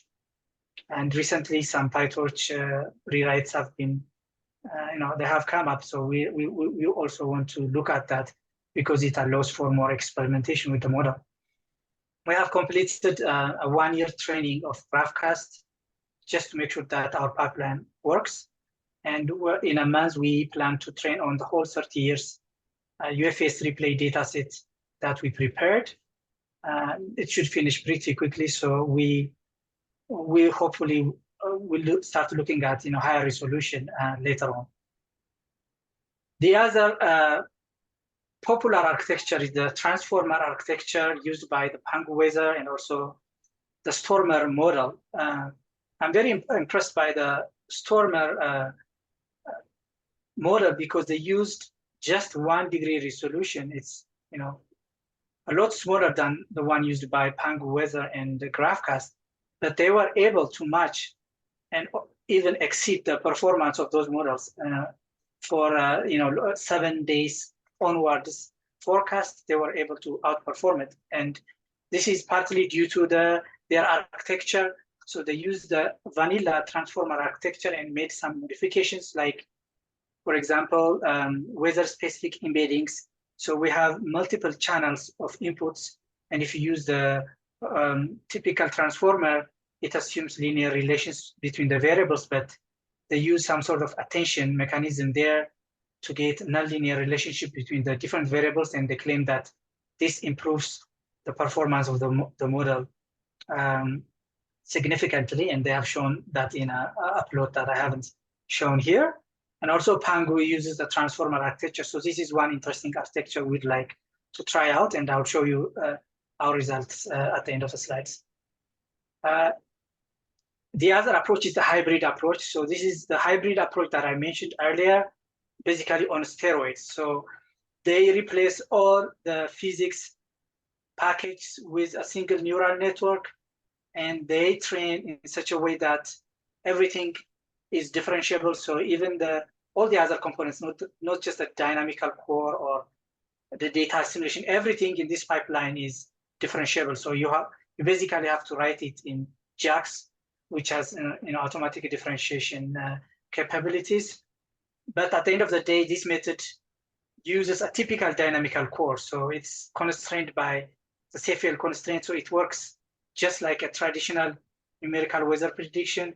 So it suffers from the same cons that I've mentioned earlier. But the approach is interesting to me.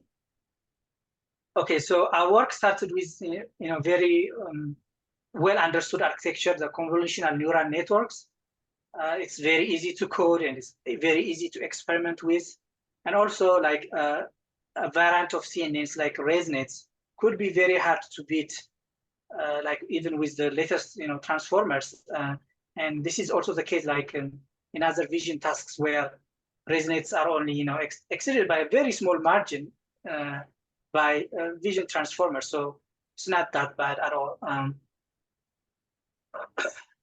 We also try dilated convolution. So like if we use a high resolution data set, maybe you don't want to consider every pixel in there. You could use a coarser resolution to understand the synoptic scale basically, and also the final scale. Maybe it requires not that much detail. So you could use a dilated convolution. So the one on the left is the standard 3x3 kernel convolution, and you could use a dilation rate of 2 or 3 to cover a larger area, because one of the deficiencies of CNNs is that their receptive fields are not that large compared to transformers, which capture the global phenomena like right from the first layer. So that's why we wanted to look at dilated convolutions as well. First, I'll give you a summary of our first result. Our first goal was to predict the weather like 3 days out and use 40 years of ERA 5 regraded to a very coarse resolution of like 5.6 degrees. And our architecture is a ResNet architecture. It uses 20 blocks and 128 filters.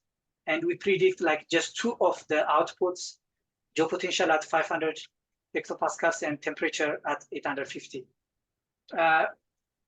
We also take care of the boundary, like in the latitude longitude grid, the longitudes wrap around, so we have to use a periodic boundary.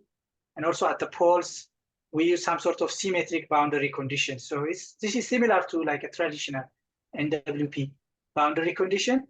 And I have observed that especially like at the poles, if using symmetry improved the result significantly. And the result with this setup was that we were able to match the best performing model on WeatherBench version 1, not version 2. Version 2 contains like, Pangu GraphCast. So those are harder to beat like with coarse resolution. But on WeatherBench version 1, we were able to match the best performing model, and in fact, like without any kind of pre-training.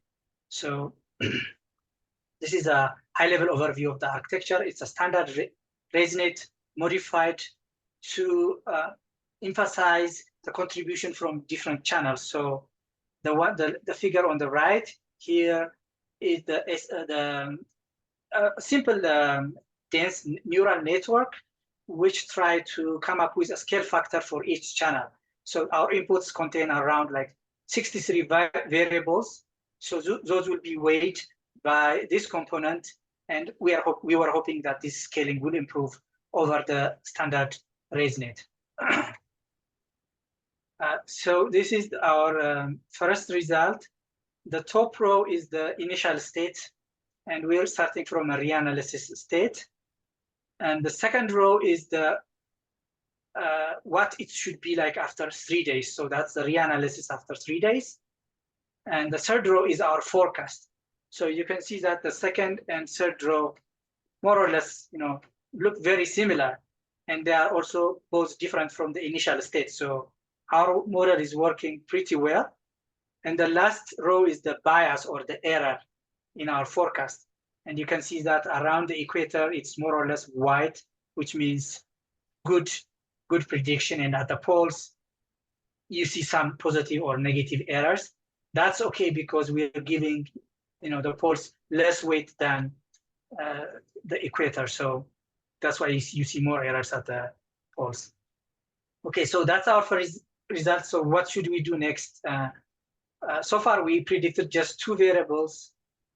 We trained a network for like a specific lead time, which is 3 days, and we predicted 2 variables. So the problem is that weather forecasting is autoregressive. So after 6 hours, if you want to go to like 12 hours, you have to do forecast again, and you need all the input variables. So you have to predict basically all the variables. Our hope is that like predicting multiple variables instead of just 2 has sort of a regularizing effect. So if you predict 2, maybe you overfit like predicting those 2 variables. If you predict multiple, you balance that and you can get some sort of regularizing effect. The next problem was how to weight, the 69 input variables we have. We simply take this chart from GraphCast. So the way the surface variables more, for example, you can see that the 2-meter temperature has a weight of 1, 10-meter wind speed 0.1, and all the other variables, atmospheric variables, those are like 13 levels. Those are weighted linearly and in such a way that they sum up to 1. So we take their approach and apply it to ours. And what lead time do we train for? What is the next problem? So you could train like for 6 hours, 12 hours, or like as already did for 3 days, even up to 15 days. But weather is chaotic, so you cannot, trying to predict the weather like 15 days out, you're not going to get good results. So that's why everybody uses 6 hours. But 6 hours also has a problem because you accumulate errors. Like when you do multiple 6-hour steps, the errors will, finally pollute all your all the results. So what people do is that they train the model for multiple steps. So they first train it like for 6-hour forecast, and then for 3 days they fine tune it on 3 days, and that way you'll be able to get better results. For our model, we picked 6 hours, 12 hours, and 24 hours based on Stormer. Their idea was that 6-hour and 12-hour capture the diurnal cycles, the day-night cycle, and 24 hours could be used, for longer, like for 7-day forecast, just use the 24 hours multiple times. And we found that very useful. So when we train, like each batch contains samples from, different lead times, 6 hour and 4, randomly selected from these 3 basic lead times. And to be able to predict, like, for example, a 7-day forecast, you could do 7 24-hour forecasts, or you could do 14 12-hour forecasts. As I've already mentioned, there is, accumulation of errors issue. So we have to do, multi-step fine-tuning as well. This is a diagram that illustrates the different approaches. So in the direct approach, you have the initial state and you predict the final state. In the continuous approach, you feed the lead time as an input to the neural network. So it allows you to predict for any lead time. So that's the advantage of the continuous approach. In the randomized iterative forecasting method, in the iterative forecasting, the third one, you basically do the continuous forecasting, but when you do multiple steps, you could use different lead types. So that's the only difference. So here is the result for a 3-day forecast using 3 24-hour forecasts. And this is for all our variables. There are in total like 69 atmospheric variables. The pressure levels are shown here, 50, 100, 150, up to 1,000. And as you can see, because we're weighing surface variables more, we get smaller root mean square errors for those at the surface, the 100 hectopascals. You can see that the RMS is decreased. That's the case for all atmospheric variables. And also for the surface variables, 2 meter temperature, 10 meter wind speed, the RMSEs are shown here. So how does that our model compare with the latest state of the art? ForecastNet is not really, latest state of the art, but we compared against ForecastNet, and we see that our results are more or less, very comparable to ForecastNet, which was trained with, 1/4 degree resolution, which is about like 20 times higher resolution than what we used. And we were able to match, more or less their results. But using high resolution has its own advantage. Like, for example, in order to be able to capture tropical cyclones, you need higher resolution. So we can't do it with a coarse resolution. So that's one caveat for our result.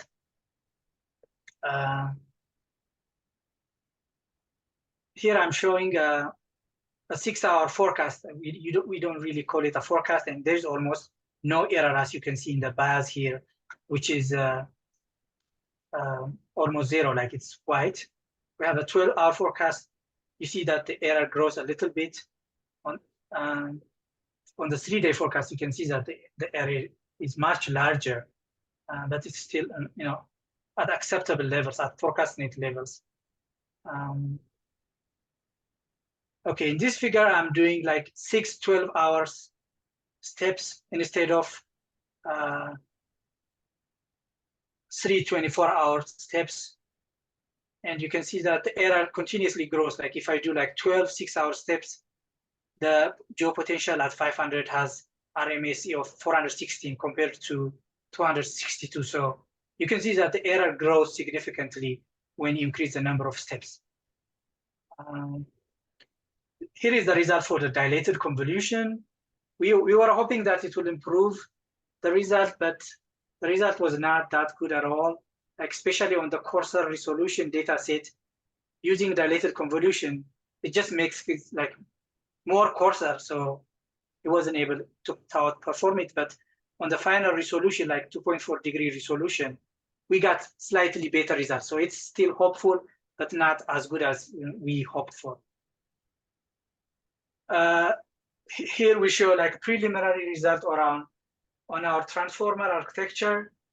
The training is still ongoing, like we're only like a quarter way through training it fully. We can see that it's capturing some structures that the ResNet did, but the performance is not, I'm not holding my breath that it will outperform the ResNet architecture. And also, like if you look at like other fields, the vision tasks, transformers still have difficulty beating ResNet. So PangWeather, for example, they used a swing transformer, a variation of the vanilla transformer, to have some feature from ResNet, which are translation invariant. So we need to do those kinds of optimization to be able to beat it. So it's not a matter of replacing one architecture with the other to get better results. An engineering challenge that we faced on Hera is that the GPUs we have are P100s. They are like 3 generations old, and they only have like 60 GBs. So we won't be able to train like a very large neural network. And also the connection between the GPUs is very slow. It's a PCIe connection instead of an NVLink connection. Another major challenge we faced was that optimizing the data pipeline is very critical. Like initially when I didn't do that, it was taking like 15 hours to train an epoch. But after tuning, it takes just 1 hour. So this is something that is very important for large data sets in general. So the solution that we used was that to break up the data set into chunks that could be loaded into RAM, into memory. So you can shuffle the data set well using that approach. I will show you a flowchart, a diagram of our chunk generator. We have multiple 120 GB chunks sitting in disk, and we will load them like one by one. So shuffling 120 GB chunks in RAM is much faster than doing it on disk. Shuffling the whole thing on disk, that's going to be, that's going to take forever. So we load 2 chunks One of them will be used, by the optimization process, and the other one would be, in the process of being fetched. And these two processes are done simultaneously with separate threads. So that way, we don't spend any time, fetching batches. So this worked pretty well for us. Yeah, so we're happy with the current workflow, but it would be better to have, like TensorFlow data sets or PyTorch data loader working for us so that, we can scale out better than with a custom chunk generator. So I'll give you some conclusions. I've briefly reviewed the state of the art and have presented to you our GraphCast, fine-tuning GraphCast for improving coupled data simulation, and also our effort to train a weather model from scratch using different architectures. We have mixed results there, as I've already presented. And I've also mentioned that, we have some engineering challenges. It would be better to have like A100s, for example, with 80 GB memory to, to accelerate our training pipeline significantly. All right, thank you. Perfect. Thank you so much, Daniel. Great presentation. We have a couple of minutes for questions from the audience. If not, I have a question myself. I was wondering about the data pipelines, and specifically, I was wondering the chunk generator. Did you, by any chance, use Xbatcher for creating the batches and the chunks, or did you use another tool? Was it like an in-house tool? So we're debating Xbatcher at the moment. I originally thought that this approach is better because for large data sets, that's what TensorFlow recommends. But we are looking at Xbatcher, and one problem we have with that is that you have to continuously download the data using Xbatcher. Xbatcher, fetches very small batches. So from the second epoch onwards, we would like to have the data set on disk and avoid, the data download time, data processing time. And the Xbatcher approach, they assume that you don't store the data locally. They have their own reasons. But yeah, we're looking at also Xbatcher, just to answer your question. Thank you so much. And another question I have was about Xarray and JAX integration. I was wondering what did you use for that? Because it's not like right now, there isn't a wrapper for Xarray and JAX. There's one that Google wrote, but it doesn't work with Xarray out of the box. Yeah, so GraphCast, the DeepMind folks, they have their own version of Xarray. They call it Xarray JAX. So we used that. So we are very thankful for that. And we had some issues, for example, parallelizing on multiple GPUs, but they have provided us like a PIMA function in Xarray JAX library that we were able to plug in and get it working on multiple GPUs. So there is that library for GraphCast. I'm not sure if it can be used in other projects, but I've read online that somebody is working on that, so that other projects would benefit from that work. Perfect. Thank you so much. So with this presentation, we conclude this year ISS conference. Thank you so much, everyone, for joining the conference, and a huge thank you to all of our speakers. We have a great set of presentations this year. Let's hear a round of applause for everyone.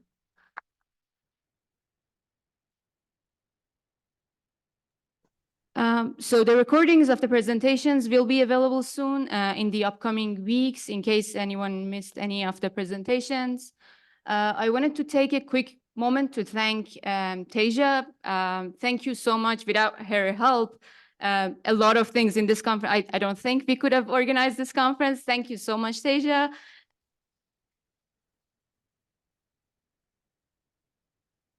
A big shout out to Multimedia Services for coordinating everything. Thank you so much. It's very difficult to hold these hybrid events, so thank you.